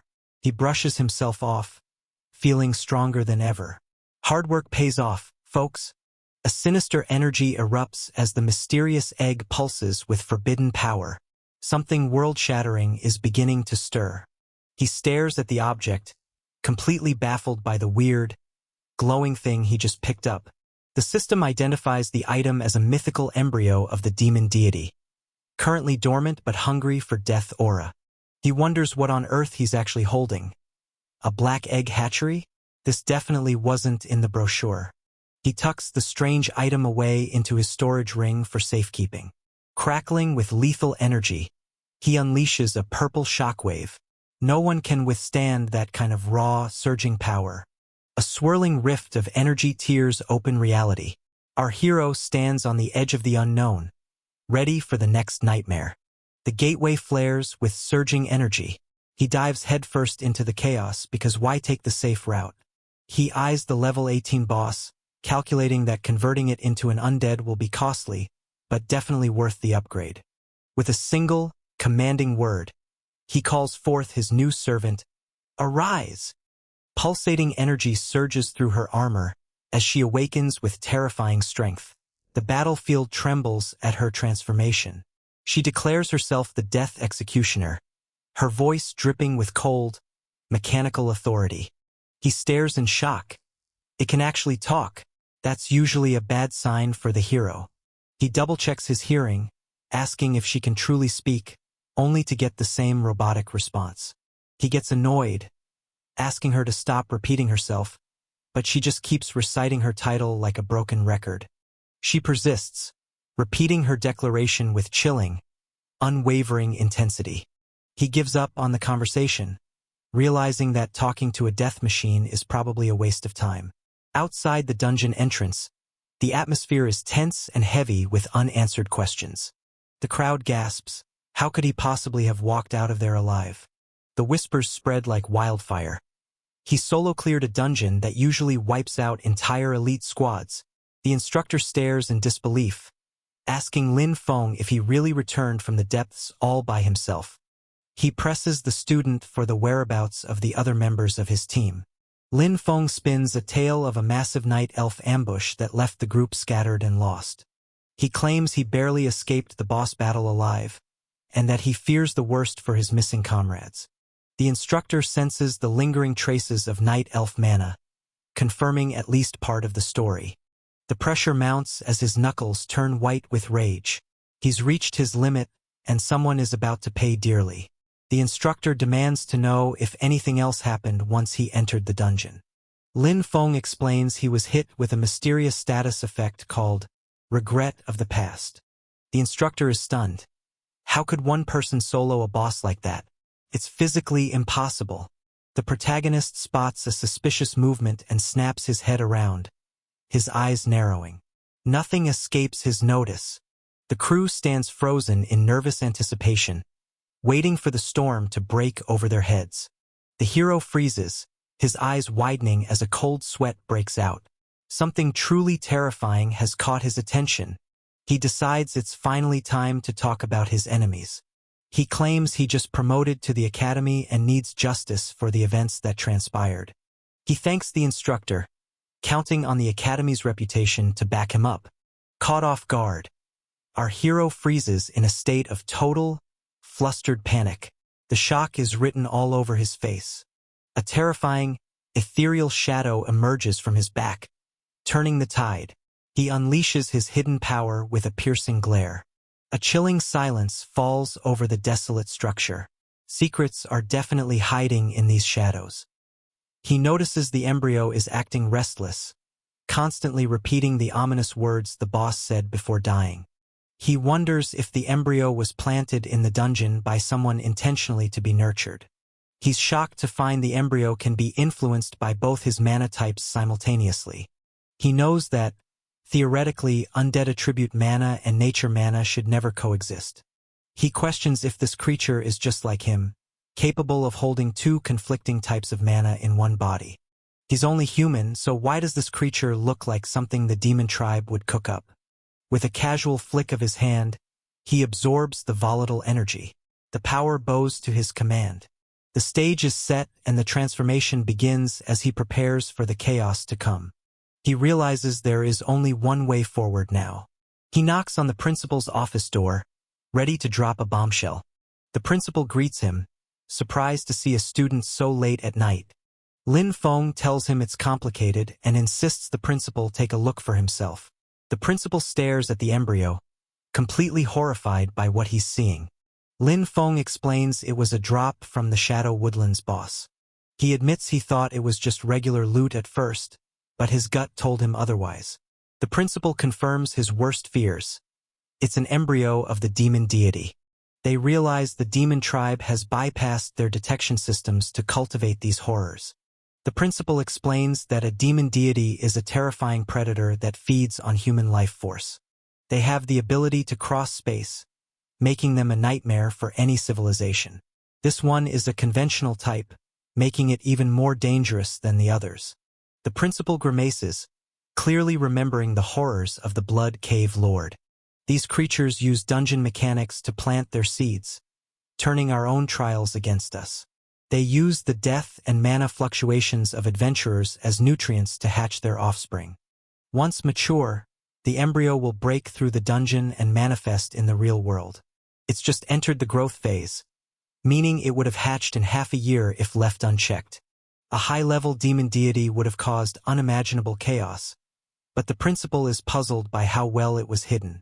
A cold sweat breaks across the principal's face. The danger was far closer than anyone realized. The principal promises him that as long as he stays loyal to humanity, the academy will support his growth. He demands a promise that no matter how powerful he gets, Lin Feng will always remember his roots. The principal offers a rare, approving smile. He hands over a territory banner as a reward for his honesty and a stake in his future. It can unfold a 500-meter barrier and modify the terrain to suit his needs. The power of the banner is immense, and he knows his farm is about to get a major upgrade.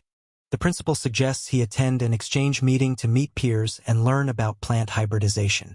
Hybridization, the gears in his head start turning immediately. He wonders if he can take his undead plant experiments to the next level by fully merging them. The stage is set. A massive, modern structure looms under the blue sky, hiding secrets within its walls. With a calculated strike, he plants the glowing flag into the earth. The game has officially begun. The nature mana concentration begins to rise immediately. The banner is working perfectly. The challenge of hybridizing his undead is a headache, but he's never been one to shy away from a problem.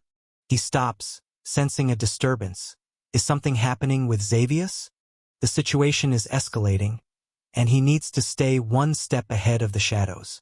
He sits in the silence of his room, the weight of his secret past crushing him. Even the strongest feel the strain. Someone is throwing a tantrum, calling him trash for failing to stop a kid who just promoted. They are losing patience. If the academy finds out Tuka was killed by him, it's all over. With a touch, he forces the heavy doors open.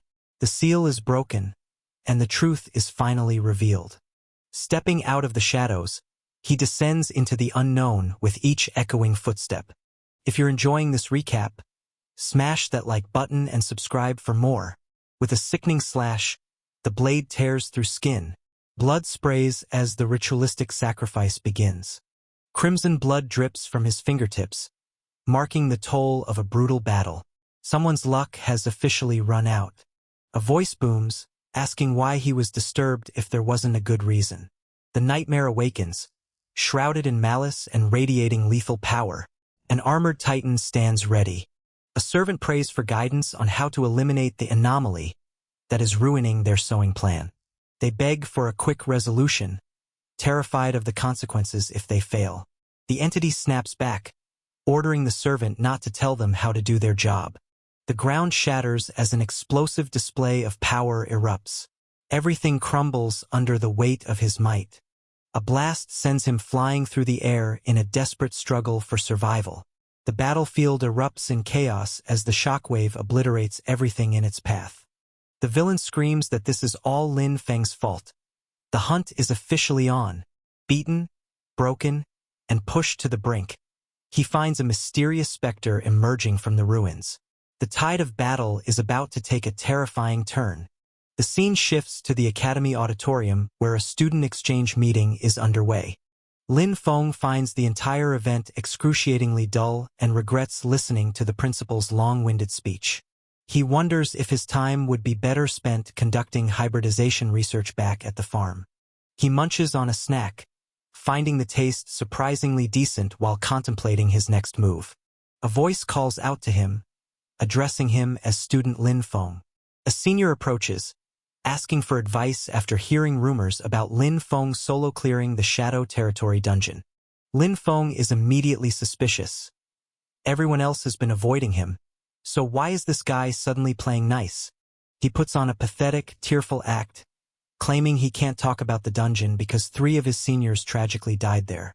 The senior awkwardly apologizes for bringing up such a traumatic past and promises to return later for that advice.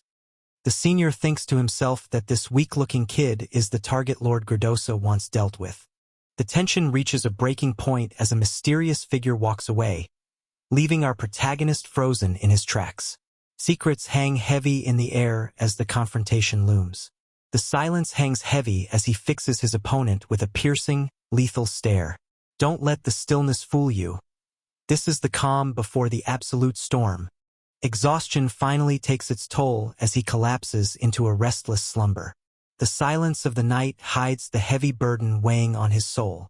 Lin Feng worries that despite notifying the Iron Lion Duke and the instructors, he still feels an ominous sense of unease. A voice suddenly whispers from the shadows, confirming that his feeling of unease is well-founded. He snaps awake, demanding to know who has dared to infiltrate his space. The intruder mocks him, asking if he's even aware of what's happening. The intruder confirms that he is exactly who Lin Feng fears. Lin Feng has had enough of these games and prepares to strike back. A single, devastating strike sends the opponent flying into the wall. Power surges as he dominates the battlefield with overwhelming force. He confronts the intruder, demanding answers for this bold intrusion.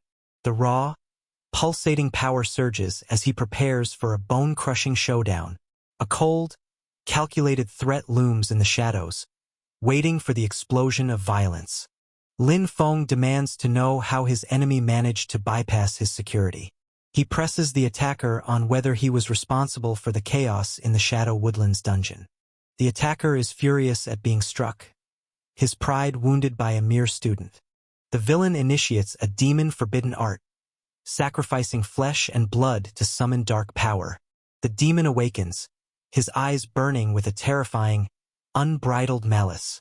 A dark, pulsating aura erupts as he prepares to unleash absolute carnage.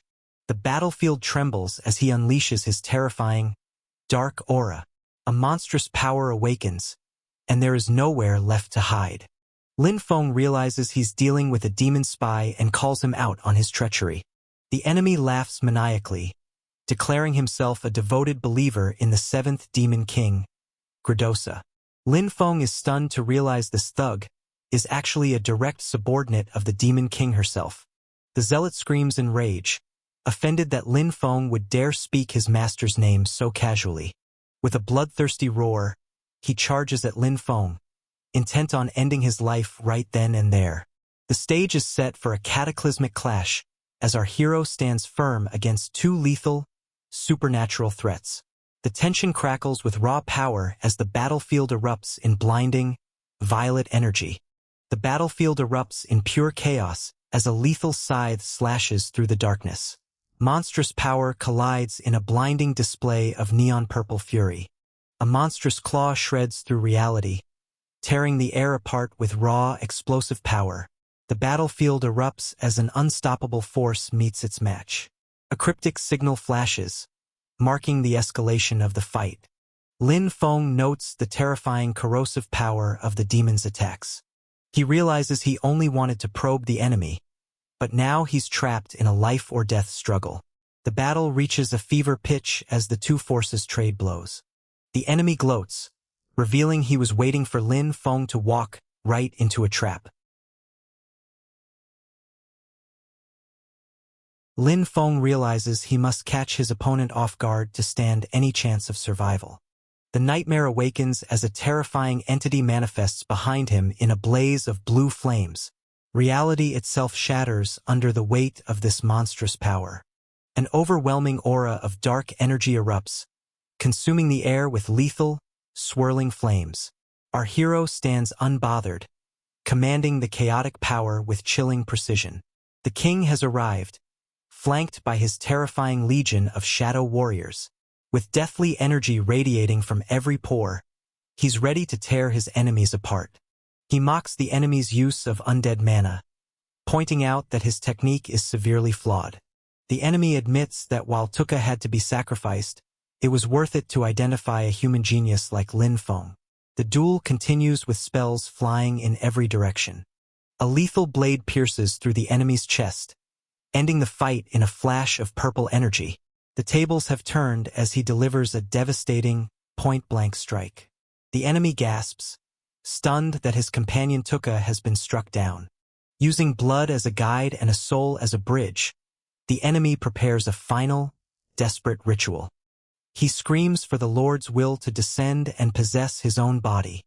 The air screams as the demon king Gradosa begins her terrifying descent. The vessel bows in reverence, welcoming the presence of the great Gradosa. The entity inhabiting the body scoffs, asking how a mere ant dares to speak her name. The vessel trembles in fear and awe, acknowledging the presence of his lord. The command is given: destroy the interloper. Surrounded by crackling void energy, he unleashes a devastating strike. His eyes burn with lethal intent as he prepares to obliterate everything in his path. A storm of ethereal flames erupts around him. The battlefield trembles as his overwhelming power takes center stage. The entity is surprised to find a necromancer standing before her, especially one who defeated Hei Mei. The Shadow Monarch unleashes a devastating strike, tearing through the air with raw, crackling power. One swing is all it takes to shatter the battlefield. Gradosa wonders if the summoner is simply too weak to maintain a proper defensive formation. The beast unleashes a terrifying surge of dark energy, lunging upward to snatch the ball with lethal intent. There's no escaping his predatory grasp. A desperate shout of "No!" echoes through the ruins as the attack lands. The Shadow Monarch unleashes a terrifying surge of dark energy. Witness the unstoppable power of total absorption. Gradosa sneers, finally ready to fight the successor of the necromancer for real. Lin Feng internally calculates the odds. Even with his full undead army, he's outmatched. A frontal assault is suicide. The target shrieks in agony as a lethal surge of purple energy drains his very life force. His body is withering away in a flash of dark power. The battle rages on, the stakes climbing higher with every second. Lin Feng grins, realizing he has finally formulated a plan. He taunts the demon, asking why she chose to challenge a necromancer instead of running away while she had the chance. The shadows erupt with lethal intent as he readies his glowing blades for the kill. There's nowhere left to hide from this encroaching violet nightmare. He commands his forces to attack, not giving the enemy a moment to breathe. He tells her that if this is how she wants to provoke him, so be it. He invites her to witness the full extent of his resolve. The battlefield ignites as she unleashes a blinding defensive barrier. Nothing can penetrate her divine purple light. The warrior unleashes a barrage of defensive bubbles to deflect the incoming onslaught. He stands his ground as raw power surges through his veins. Gradosa mocks his weakness, doubting he truly defeated Hei Xiao on his own. A blinding explosion of raw energy tears through reality, obliterating everything in its path. Absolute destruction is unleashed. She grants him the mercy of speaking his final words before she delivers the killing blow. She scoffs at his pathetic attempts to master the power of the undead. Lin Feng corrects her, stating that it is actually she who fails to understand the true potential of his power. He points out that since she appeared, she's been draining mana but keeping his minions alive. A tactical choice. The mana fueling the summoning formation has dropped significantly, revealing the flaw in her descent. He calls her out. Her summoning has a hard limit. Gradosa's mask slips. She curses him for figuring it out and vows not to let him escape this time. The Shadow Monarch unleashes his terrifying power, commanding the battlefield with a single gesture. A surge of violent destruction tears through reality, leaving his enemies trembling in his wake. The battlefield lies in ruins, but he remains standing, cloaked in an aura of pure, chilling dominance. With a single gaze, he commands the very air to tremble before his overwhelming power. Lin Feng offers a taunting farewell, ready to end this charade. Distant guards hear the commotion and scramble to investigate the source of the blast. The realization hits the enemy. It's time to retreat before reinforcements arrive. Back at the farm, Lin Feng is gasping for air, his mana reserves completely depleted. That was way too close. He reflects on the gamble he took. If he hadn't won that mental bet, he would be dead right now. Suddenly, a new threat appears in the darkness. Lin Feng realizes exactly who has come to finish the job. The new attacker complains that he was having fun on a mission until the Lord forced him to stop and deal with this. The attacker approaches with a look of pure annoyance. He demands that Lin Feng just stand still and die already so he can get back to his business. Lin Feng prepares for another round, calling out his enemy to step into the light. With a chilling glare, he unleashes raw, crackling power from his fingertips. No one escapes the reach of his lethal energy. Lin Feng curses. All his undead were destroyed, and he's in a mana vacuum. He can't summon a single thing to protect himself. The target is locked in his sights. Nowhere left to run as the predator zeroes in on his prey. With a lethal flash of steel, the blonde warrior lunges into a high-speed strike. His opponent barely breaks a sweat as the tension reaches a breaking point. The scene remains at Lin Feng's farm at the break of dawn, the air heavy with impending violence. Lin Feng remembers the Lamp of Bones. It has an amplifying effect on the undead. If he can just get his hands on that lamp, he might be able to flip the script on this guy. The problem is, he's running out of time and energy fast. The order is given to fall back, but Lin Feng isn't going down without a fight. The blonde powerhouse lunges with a lethal strike, catching his opponent completely off guard. The tension explodes as steel meets the air in a desperate, high-stakes showdown. With a blur of golden light, he unleashes a lethal, high-speed strike. His opponent barely has a second to react before the blade cuts through the air. Something massive begins to break through the ground beneath them. The earth continues to churn violently. A massive, fur-covered beast surges forward, forcing our hero to prepare for a desperate clash. The battlefield erupts in green energy as the tension reaches a breaking point. A colossal strike shatters the earth, sending debris flying as he barely dodges the blow. The battlefield trembles under the sheer force of this devastating impact. The battlefield erupts as lethal vines lash out, forcing our hero into a desperate dance of survival. Chaos reigns supreme as he narrowly evades the crushing strike. The enemy is shocked. Where did this monster come from? A colossal, vine-like monstrosity erupts from the earth, shaking the very battlefield. Our hero stands his ground, blade in hand, ready to face the overwhelming terror head-on. The attacker screams that this is a cheap trick. Lin Feng channels his remaining strength into a mana infusion. His swordsmanship is so flawless it's almost frustratingly handsome.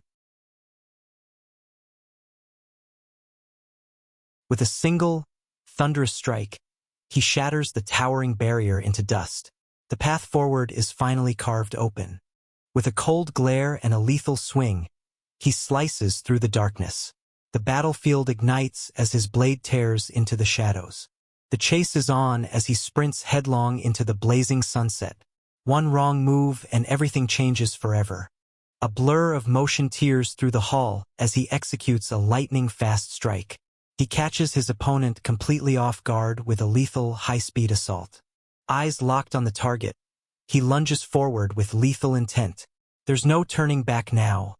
The hunt is on. A voice commands the attacker to abort the mission and stop the chase immediately. The attacker protests, arguing that letting the noble go means the enforcement team will be alerted and he'll be in deep trouble. The superior voice doesn't tolerate backtalk. Is he questioning his command? A thunderous landing shatters the floor as the hero makes his explosive entrance. He hits the ground with enough force to send shockwaves through the entire chamber. The master marks the target with a cursed seal, ordering his subordinate to find and execute him. The Gredosa mark glows with a sinister light, sealing the protagonist's fate. The subordinate bows, confirming he will carry out the order. He recognizes the plants as being from that same farm Lin Feng owns. The pieces of the puzzle finally click into place. He screams at Lin Feng, labeling him a traitor. He warns him that running away won't be as easy as he thinks.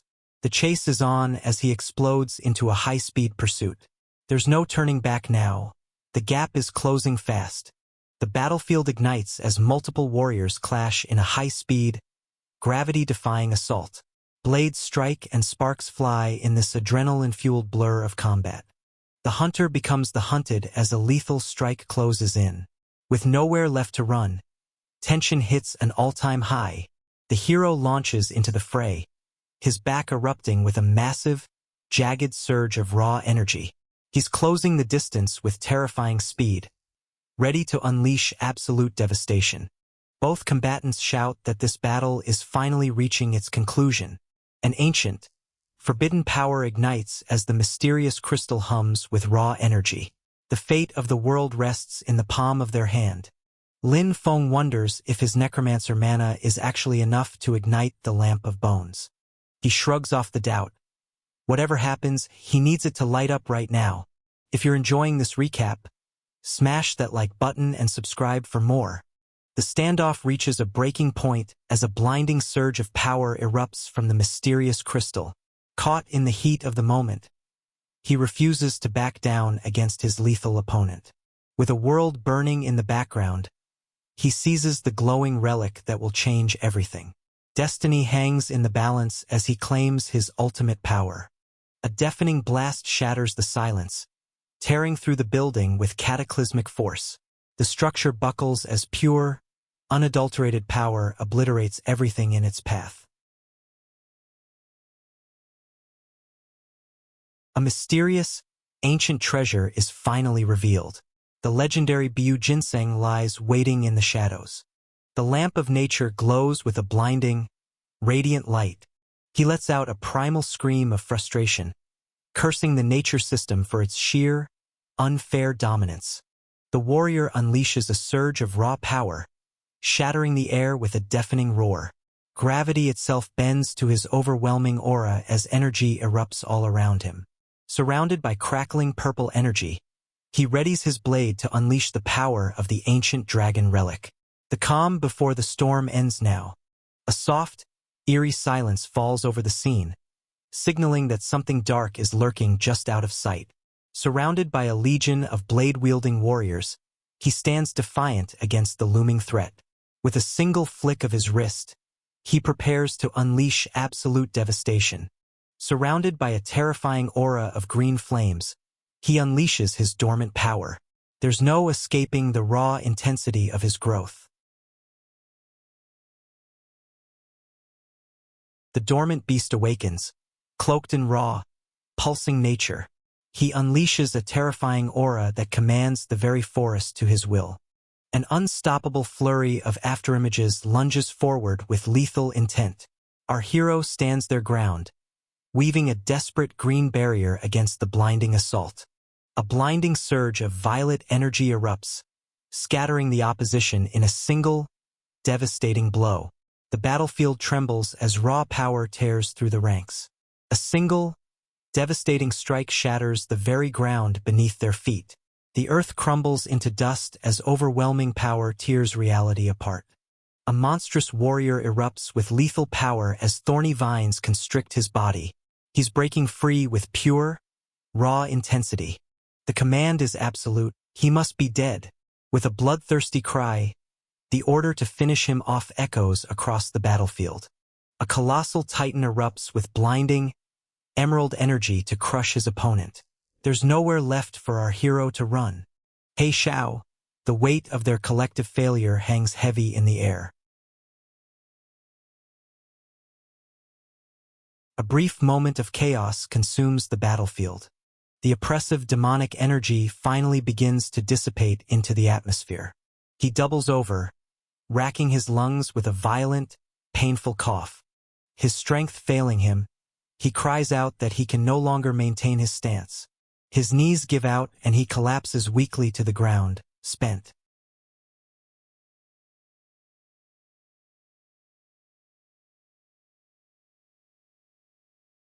The physical toll is clearly too much. He's falling apart faster than a budget prop in a low-tier movie.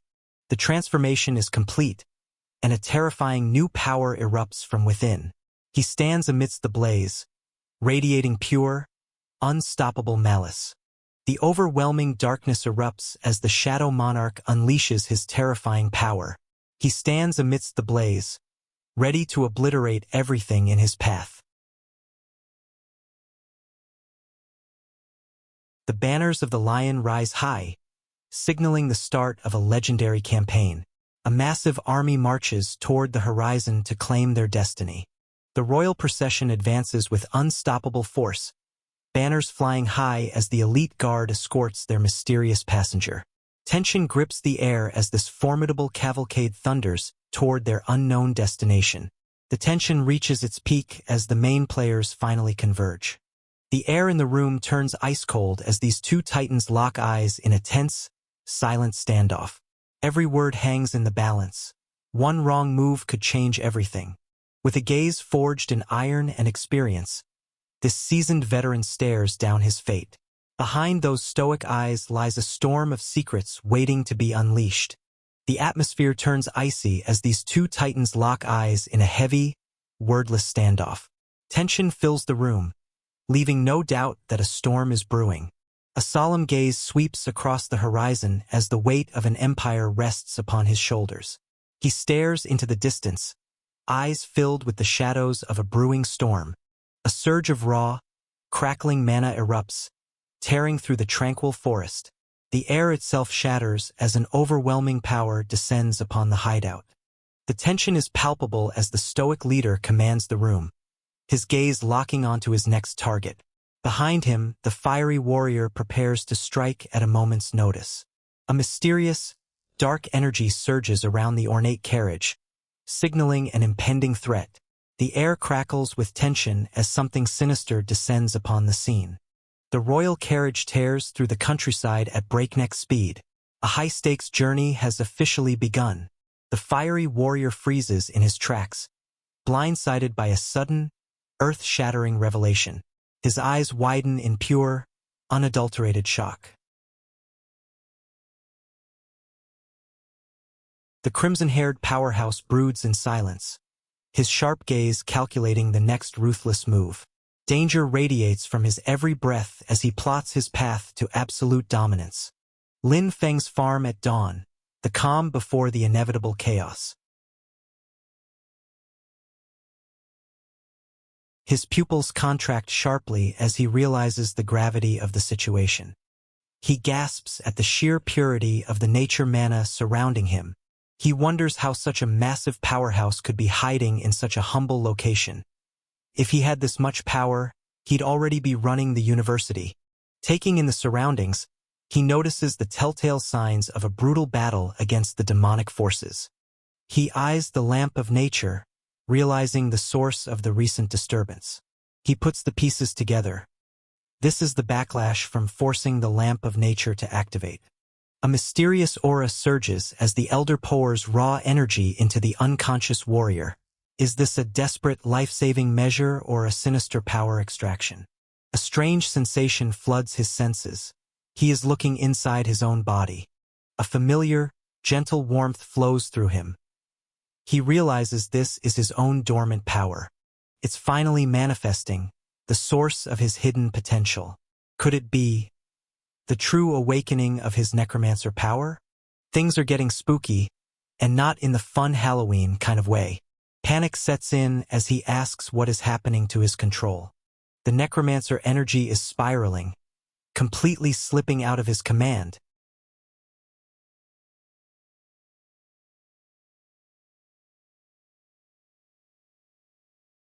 He stares in disbelief at the figure before him, asking if he isn't supposed to be dead. The figure confirms it with a chilling tone. Yes, he is indeed dead. But thanks to their encounter, he was able to grasp the true, dark meaning of death itself. Talk about an awkward family reunion. A colossal, spectral claw lunges from the void to crush him. He's caught completely off guard by this terrifying burst of dark energy. He realizes with dread that the situation has turned for the worse. He struggles with all his might, but he simply cannot break free. The villain laughs with glee, declaring that once he finishes the job, his body will be his new vessel. He vows that when the moment arrives, he will be reborn anew. The master's composure shatters as a terrifying surge of energy erupts from his own disciple. He watches in sheer disbelief as the tables turn in an instant. If you're enjoying this recap, smash that like button and subscribe for more. A monstrous, whip-like lash tears through the air with lethal precision. The beast unleashes a blinding strike that promises pure devastation. A brutal strike lands with devastating impact, sending shockwaves through the air. The giant is caught off guard by a sudden, lightning-fast blow. Consumed by pure rage, he unleashes a terrifying surge of dark energy. The battlefield trembles as his raw power explodes outward. He curses the nature system for standing in his way yet again. This guy really needs a hobby that doesn't involve screaming at magic plants. A sudden, crushing force slams into our hero, sending him reeling through the air. There's no escaping this devastating blow. He realizes the undead power was already spent. He Xiao simply didn't have enough gas left in the tank to pull off a miracle. But the lingering presence of He Xiao hiding within the mana remains a dangerous, ticking time bomb. He shakes off the shock, dismissing it as nothing serious. He finally stirs to consciousness and confirms that a high-level demon, at least level 20, was definitely present. He asks if the hero is finally awake, noting that the surgery was a complete success. He asks if the demon was truly taken care of and wonders how the hero is feeling after the ordeal. Tension spikes as our hero locks eyes with the unexpected arrivals. The air crackles with suspicion. Who are these mysterious strangers? He decides it's best to keep his mouth shut, as he has no idea who these people are. The stranger speaks with a gentle tone, telling the child not to be nervous. They whisper amongst themselves, stunned by the purity of the boy's nature mana. Could he be the fabled son of nature? They check his uniform and ID, confirming he's from Sunwheel Academy. Investigating the mystery of this son of nature. How original. They identify themselves as nature-type instructors from the Extraordinary Academy. Lin Feng, representing Sunwheel Academy, steps forward to offer a polite greeting. He asks Master Seymour what exactly transpired here. He points to the fallen foe, confirming the demon was slain by the student from Sunwheel. They marvel at the youth, declaring that a true hero has emerged from the next generation. He stops in his tracks, wondering what exactly was killed. They ask him what's wrong, sensing his hesitation. He wonders if the Lord Count has stumbled upon a deeper secret. He laments the state of their defense, disgusted that a demon managed to slip past them into the rear lines.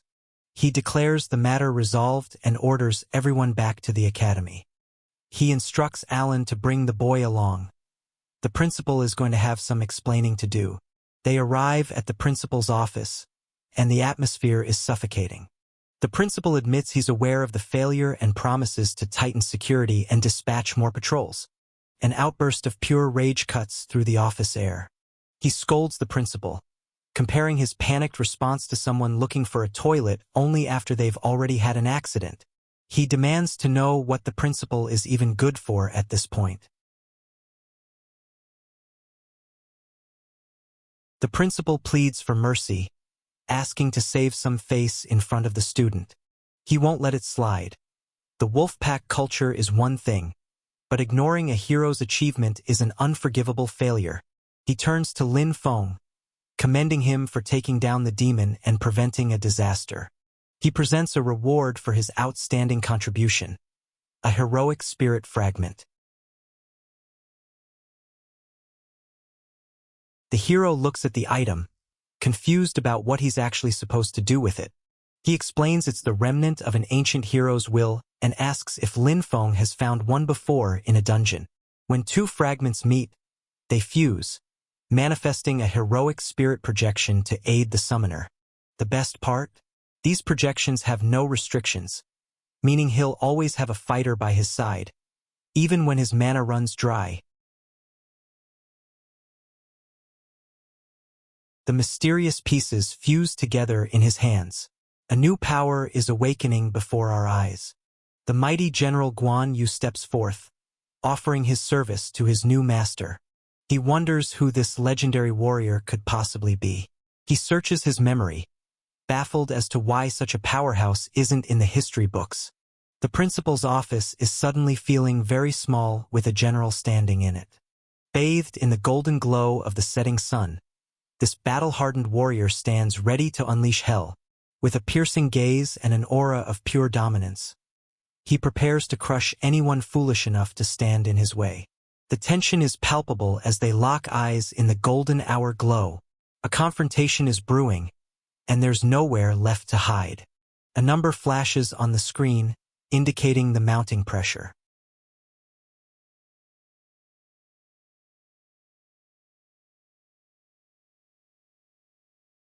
He shouts that the child must be taken away immediately. He's never seen nature mana this pure in his life. With the right training, the boy is destined for greatness. He tells Seymour to back off and let the boy make his own choice. The situation is spiraling into a tug-of-war for the prodigy. He looks at his own hands, realizing he is still far too weak. With a razor-sharp gaze, he locks onto his target. The battlefield ignites as he prepares to unleash his hidden power. He realizes that against truly strong enemies, his limited techniques and stamina just won't cut it. He resolves to get stronger immediately. He needs peace and quiet to farm, and he won't let anyone stop him. He remembers the mission hall and the skill scrolls waiting to be claimed as rewards. He arrives at the Academy mission hall, where the tasks are tiered from A down to D. He sighs, knowing the C and D rank rewards simply aren't worth his time anymore. He spots a B+ mission, eradicate the demonic wolf pack in Ingyang Canyon, but he needs a team of 5. He eyes an A mission to explore an ancient mage tower, but the requirement for an advanced runemaster is a major roadblock. He finds a B-rank escort mission to Iron Rock Town that offers a universal skill scroll. This might be the one. He reviews the requirements again. A 2-person team with fire attribute combat abilities. He recognizes Iron Rock Town as a crucial military hub. He remembers hearing about their unique military garrison planting methods. They can produce food and medicine even in the most barren, harsh environments. If he can master those techniques, he'll be set for life. The requirement for a second person is proving to be a real headache. He wonders where he's supposed to find someone with fire powers. He's clearly frustrated with the situation. A familiar face catches his eye. She accuses him of being the one who sold her fake potions, which is exactly why she took a swing at him.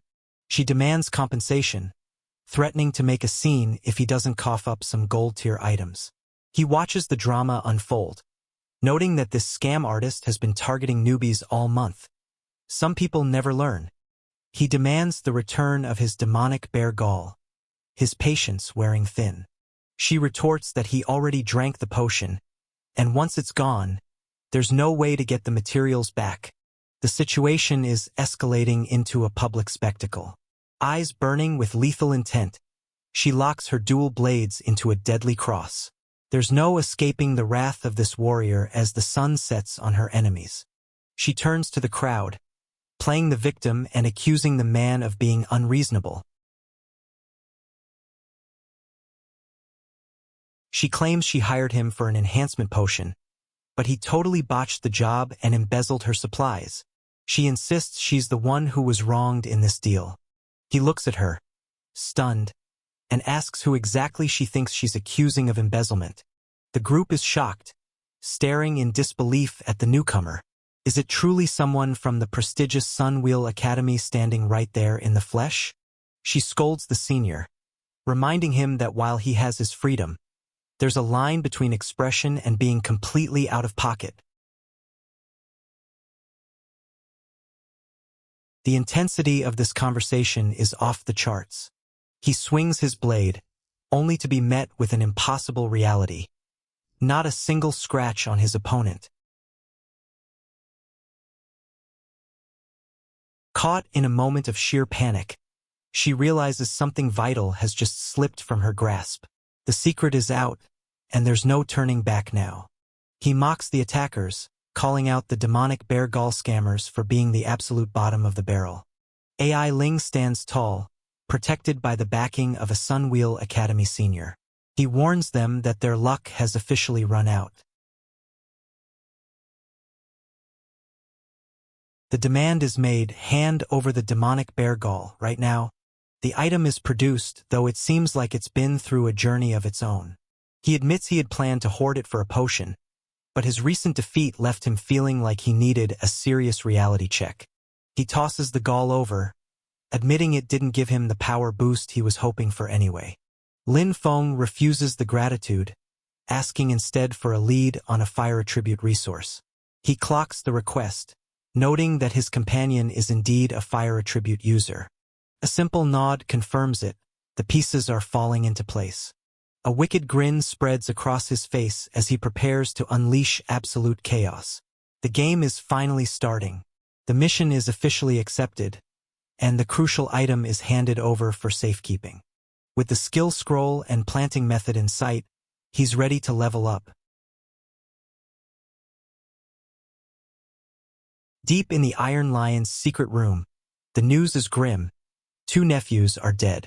The Academy is locking this news down tight, desperate to keep the killer's identity a secret. He scoffs, wondering if this emergency meeting was really just to discuss some dead relatives. He reminds his partner of their dark pact, intelligence for political support. He demands his promised reward, the seat of power he was promised. But the tables have turned. He's been demoted from Duke to Count, and his pride is shattered. Stripped of his military power and his land, he demands to know where the promised help is hiding. The partner fires back, blaming the nephew's deaths on their own incompetence and poor planning.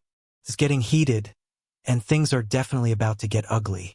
He cuts through the excuses, reminding him that Lord Gradosa only cares about one thing: results.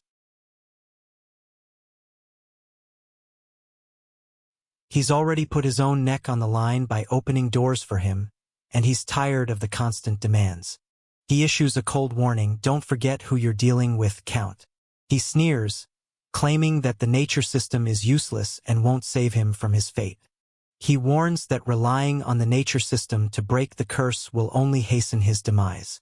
The villain's eyes blaze with ruthless intent as he prepares to unleash a devastating strike. There's no turning back now. Pure, unadulterated chaos is about to unfold.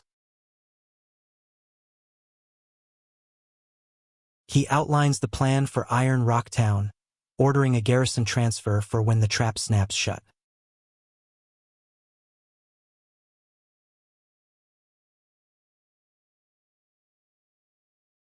He curses his luck, trapped in a web of his own making. The path to Iron Rock Town is fraught with hidden dangers.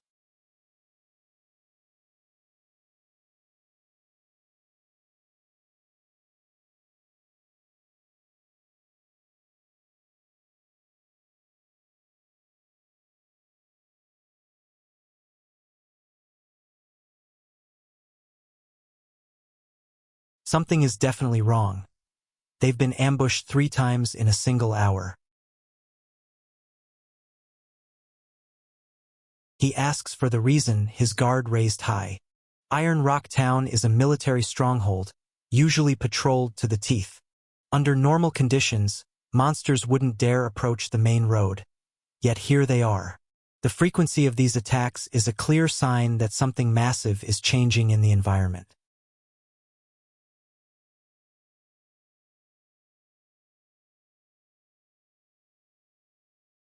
The mystery deepens with every step they take into the wilderness. The plants remain eerily silent, offering no warnings of the coming storm. They decide to push forward, aiming to reach the outskirts before the sun dips below the horizon. They finally reach the outskirts of the silent military town. The suspended terraced fields loom in the distance, a sight to behold. He's ready to claim that planting method, no matter the cost. A sudden stop. The silence is too heavy, too unnatural. A major military town should never be this quiet. He draws his weapon, signaling for a tactical advance into the unknown.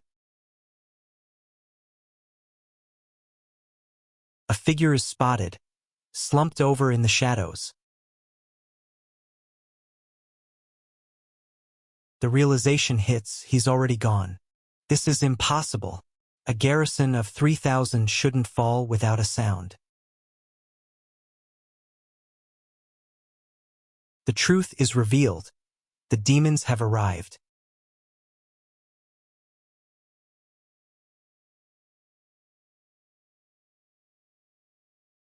They're constructing a formation, and it must be stopped before it finishes.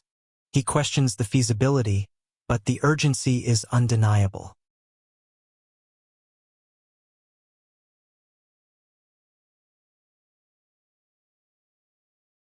With a shout, he charges forward into the fray.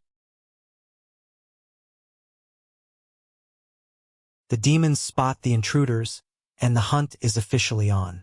They mock the humans, promising a swift and painful end.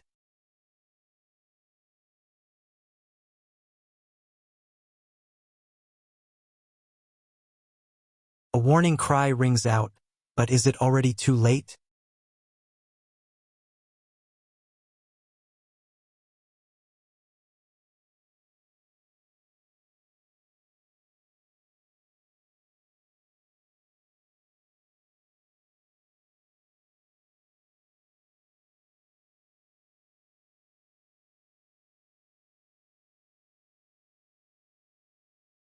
A massive shockwave ripples through the air as the trap springs.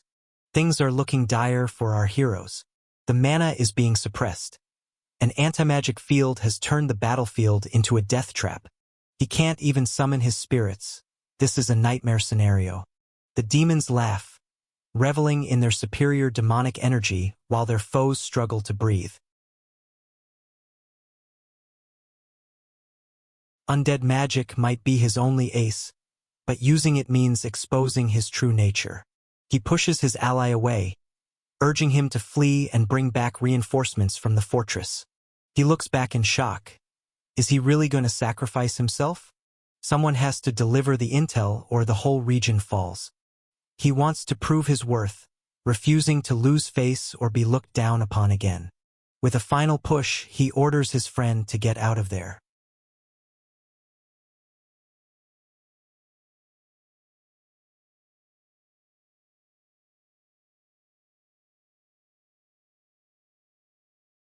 The tension is enough to stop your heart. The demons mock the human's decision, calling it a pathetic betrayal. He smiles to himself, glad to be rid of the prying eyes of his teammate. An opening appears, and he seizes it with cold precision. The plot is thickening faster than a bowl of cold gravy. The demon spots the lamp of nature and laughs. It's a death wish.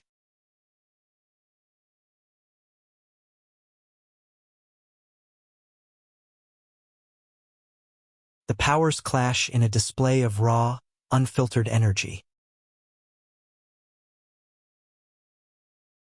If you're enjoying this recap, smash that like button and subscribe for more.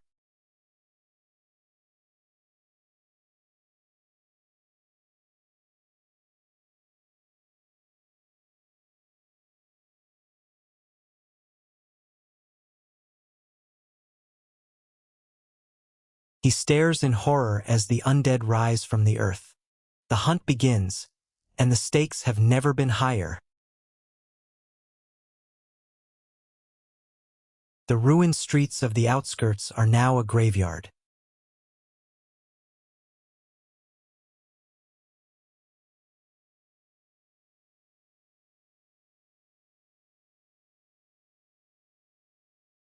Everything is falling apart in the wake of the demon invasion.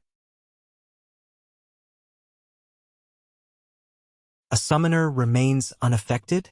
The demons are starting to panic. He orders his lackeys to focus on the minions while he goes for the summoner's head.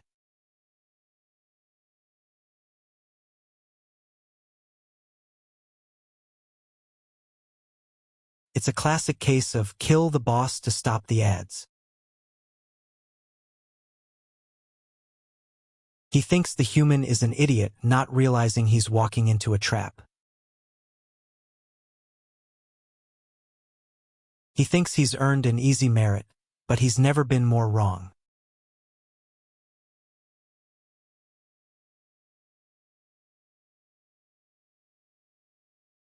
He unleashes the soul-shattering fist, aiming for a one-hit kill. The air screams as the fist tears through the space between them.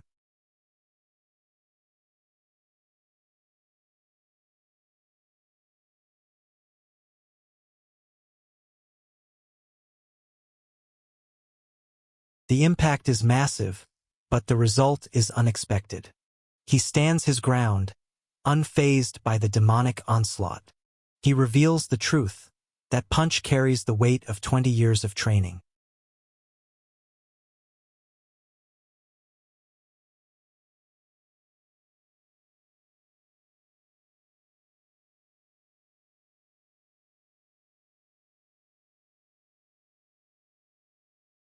The demon stumbles back, terrified by the sheer power of this human.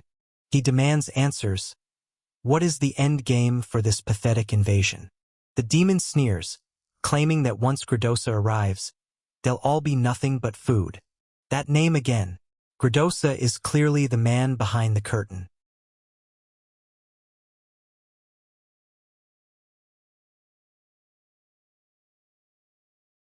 He offers his partner a chance to practice her interrogation skills.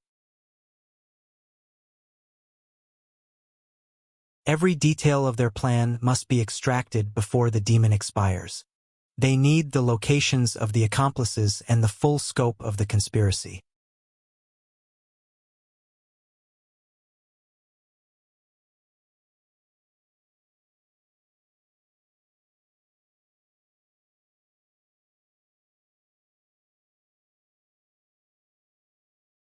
The interrogation is about to get very, very personal.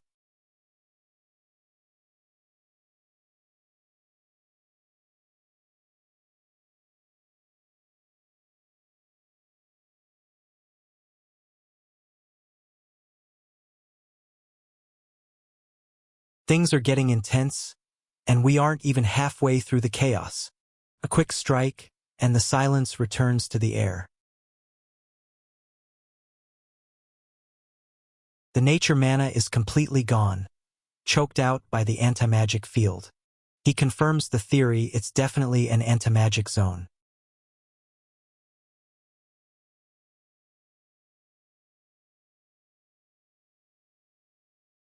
Physical strength is the only path forward now that magic is off the table.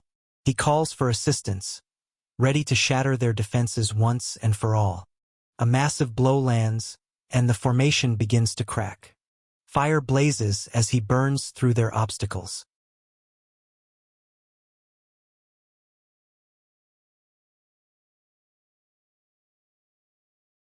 Nothing can stand in his way when he's this motivated.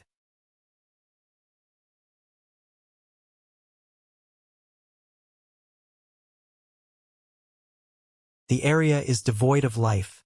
The town has been completely hollowed out. He turns his attention back to AI Ling. Her safety is his priority. She lies unconscious, a victim of the brutal skirmish. Despite the injuries, she's holding on. She's a fighter, but she needs to wake up soon.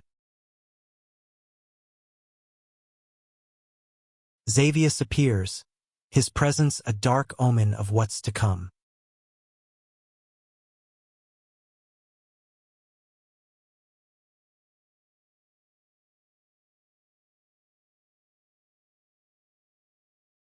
The mystery surrounding this entity is just getting started.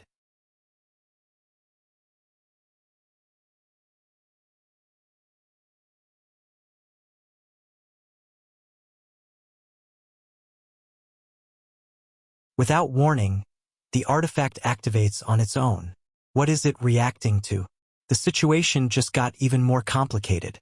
As the mana returns to the atmosphere, the device hums with new life. The activation was triggered by the stabilization of the air around them. The light points directly toward the demon-occupied battlefield.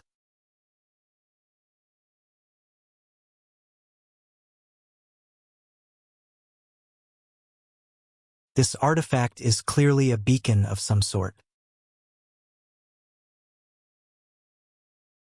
Evil laughter echoes through the town. The hunters are still lurking. He realizes they aren't alone. There are survivors still hiding in the ruins. The demons hunt the stragglers like prey. The chase is on, and he won't let them get away with it. He shouts a warning, trying to buy the survivors' precious seconds. The tension is reaching a boiling point.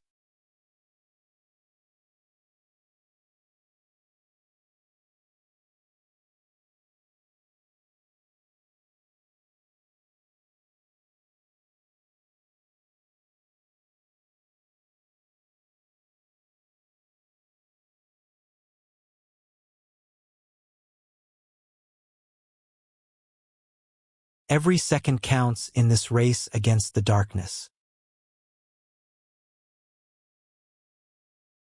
He checks on the survivors, making sure they're still in one piece. They beg for help, pointing toward the others who are still trapped.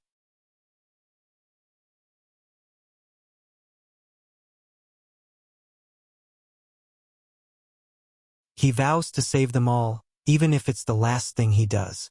The central square is a war zone, and the enemy is waiting.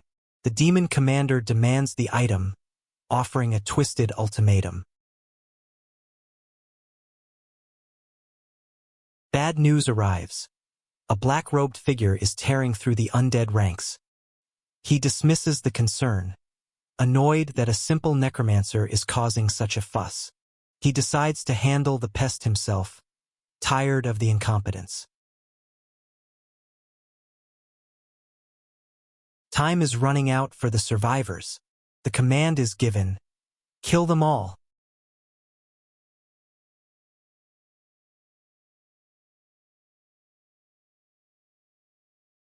The battlefield erupts into total carnage.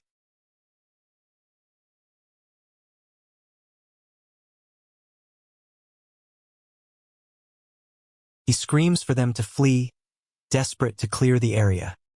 He sighs with relief as they escape. His mana pool is nearly empty. That was a close call, but he's still standing. The realization hits them. He's a necromancer. He plays it cool, asking if they'd prefer he lie to them about his identity. He reminds them that the Empire is hunting necromancers. Yet he's the one saving their hides. A few survivors remain, staring at him in confusion and awe.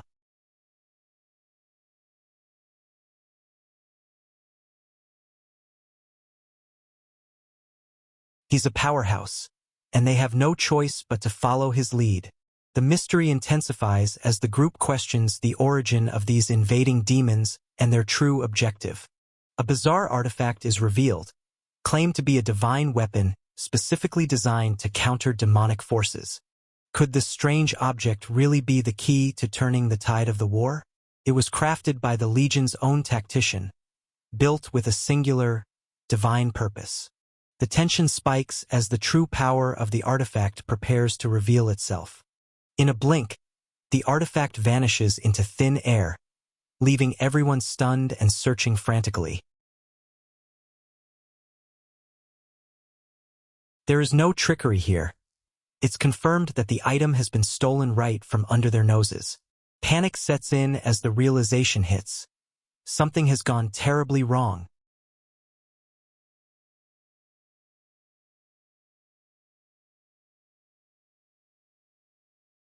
Confusion erupts in the camp, and the once confident guards are now scrambling for answers. The chaos is absolute, and nobody knows who or what they are dealing with anymore.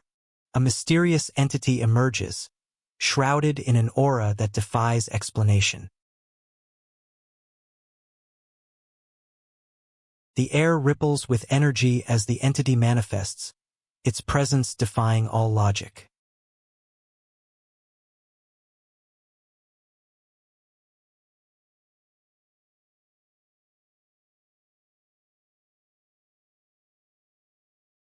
An overwhelming pressure fills the room, forcing even the undead to bow before such sheer power. A familiar ritual unfolds. It's Gradosa. The demon king himself is descending into the fray.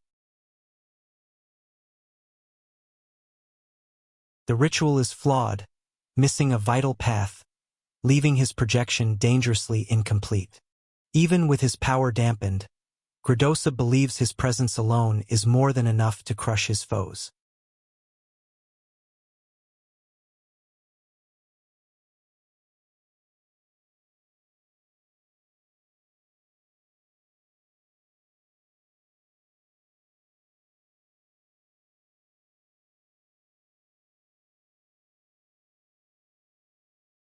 He locks eyes with his target, and a flicker of recognition sparks in the air.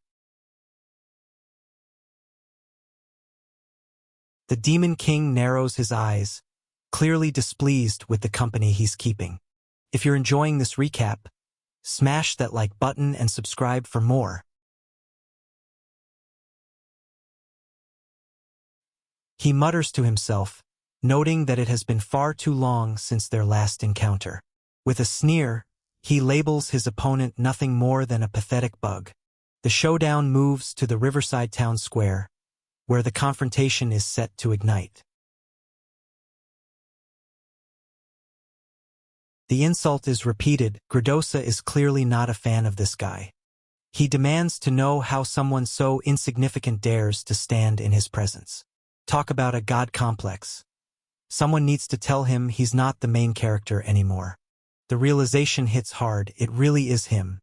Gradosa vows that while the human escaped last time, his ultimate technique will end him once and for all. He prepares to unleash a devastating attack, ready to wipe his enemy off the face of the earth.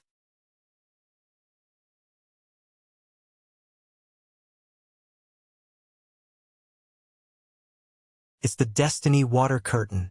The air itself begins to warp under the pressure of the skill.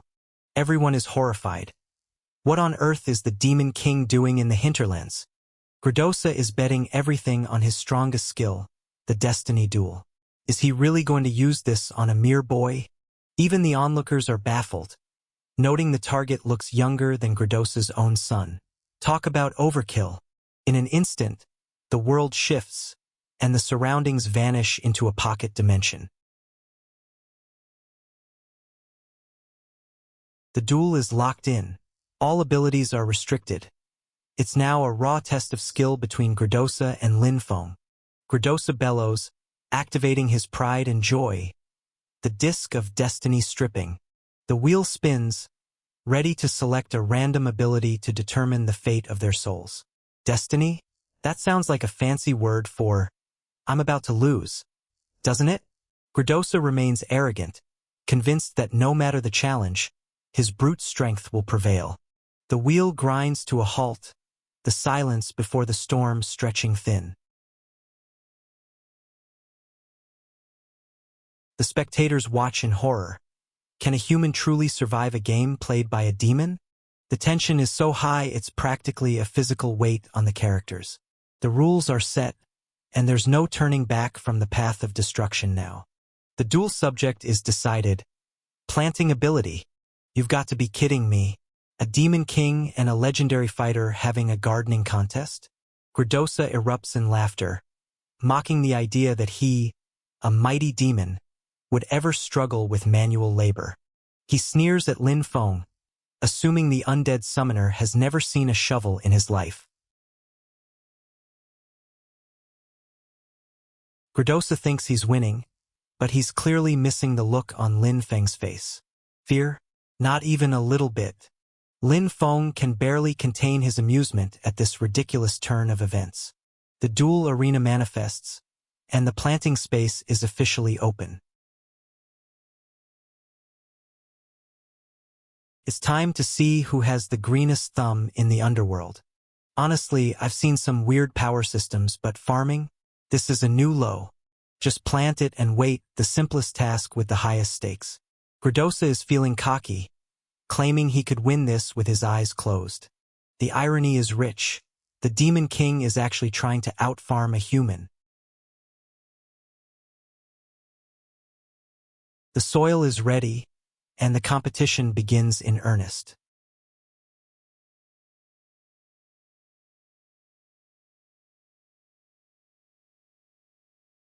The onlookers are placing their bets, and it's not looking good for the Demon King.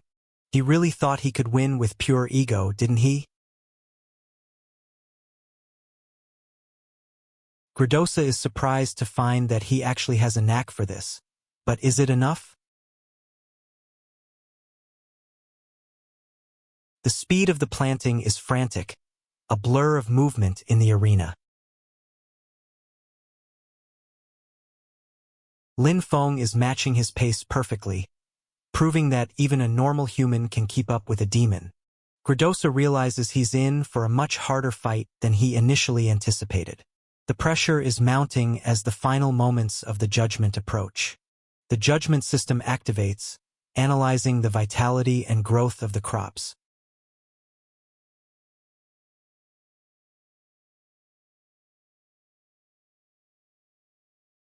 A look of pure shock crosses the Demon King's face as the results come in.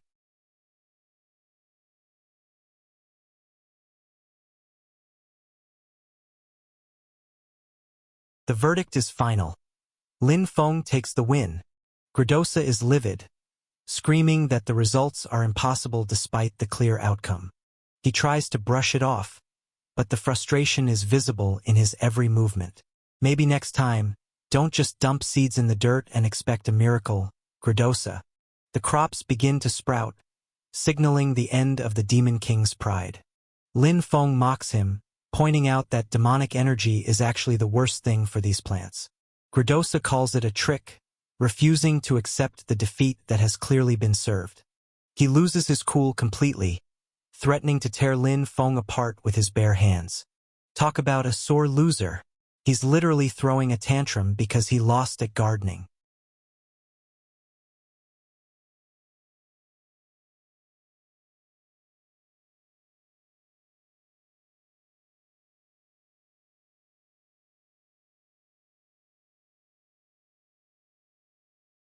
The system intervenes, stripping Gradosa of his destiny and ending the prohibited behavior.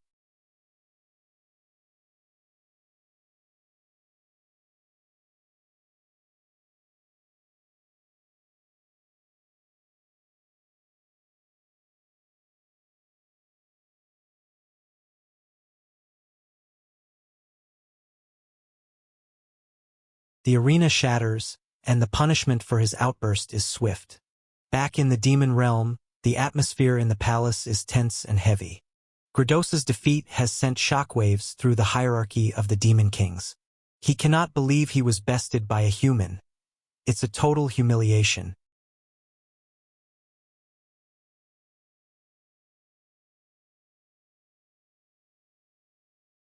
The other Demon Kings, Eliza and the Lord of Mountain Winds, are watching with cold amusement.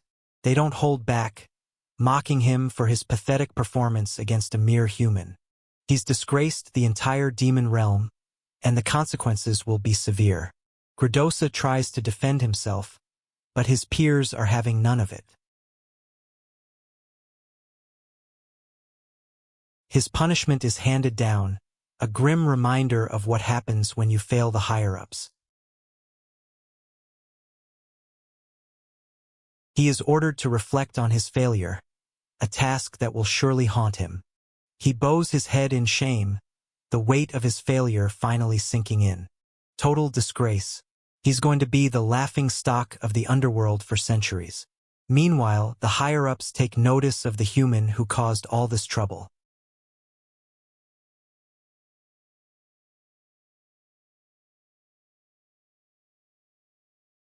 Lin Feng is left with the mysterious artifact, wondering about its hidden secrets. He inspects the object, trying to understand why it's so special. No matter how hard he tries, the thing won't come clean or stop glowing. It stuck to him like a bad habit. Maybe it's a sign? The townspeople identify it as their long-lost treasure, finally returned home. Lin Feng asks for instructions, but the answer is less than helpful. They admit they have no idea how to use it, as the tactician didn't have time to explain before the attack. Typical, everyone has a powerful weapon but absolutely no manual. He tries channeling mana, but the artifact remains stubbornly unresponsive. He decides to hold onto it for now, and the townspeople are more than happy to let him keep his spoils. The business of the mission still remains. Is the job even valid if the location is gone? He brings up the students he rescued at Iron Rock Town, concerned about their reward. If you're enjoying this recap, smash that like button and subscribe for more. The solution is simple. Send them to the Imperial Iron Wall to resolve the paperwork. The military handles these things all the time. As long as he has proof, he's golden. The townspeople ask for his name, wanting to honor their mysterious savior. He remains enigmatic, telling them that fate will decide if they ever cross paths again. The journey continues toward Iron Rock Town, where the dust of the battle still lingers. He shakes his companion awake, telling him it's time to move on. The companion is confused, having no memory of fainting while the demons were attacking.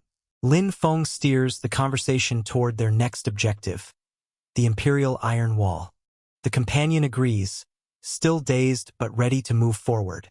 They hit the road, the mystery of the artifact still weighing on Lin Feng's mind. They arrive at the Imperial Iron Wall, and the scale of the structure is breathtaking. Soldiers patrol the walls, a constant bulwark against the demonic hordes. The dedication of these defenders is truly something to behold. They head straight for the Military Affairs Office to finalize their mission. Time to get paid for all that gardening and demon slaying.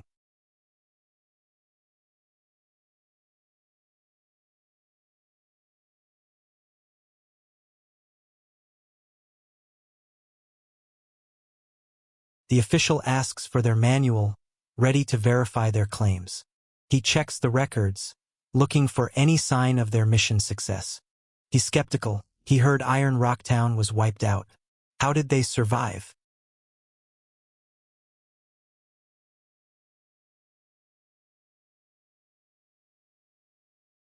They explain they were there, but the situation was chaotic and unclear. They claim the demons just suddenly turned and ran away. The official is shocked but satisfied. They've earned their reward, regardless of how they did it.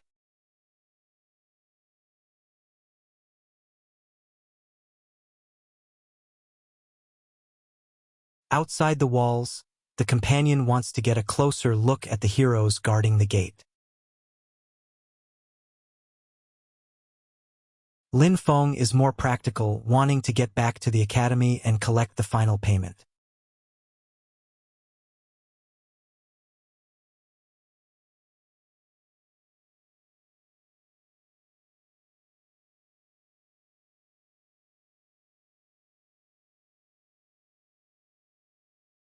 He suggests they get moving before anything else goes wrong. Wait, what is that in the distance?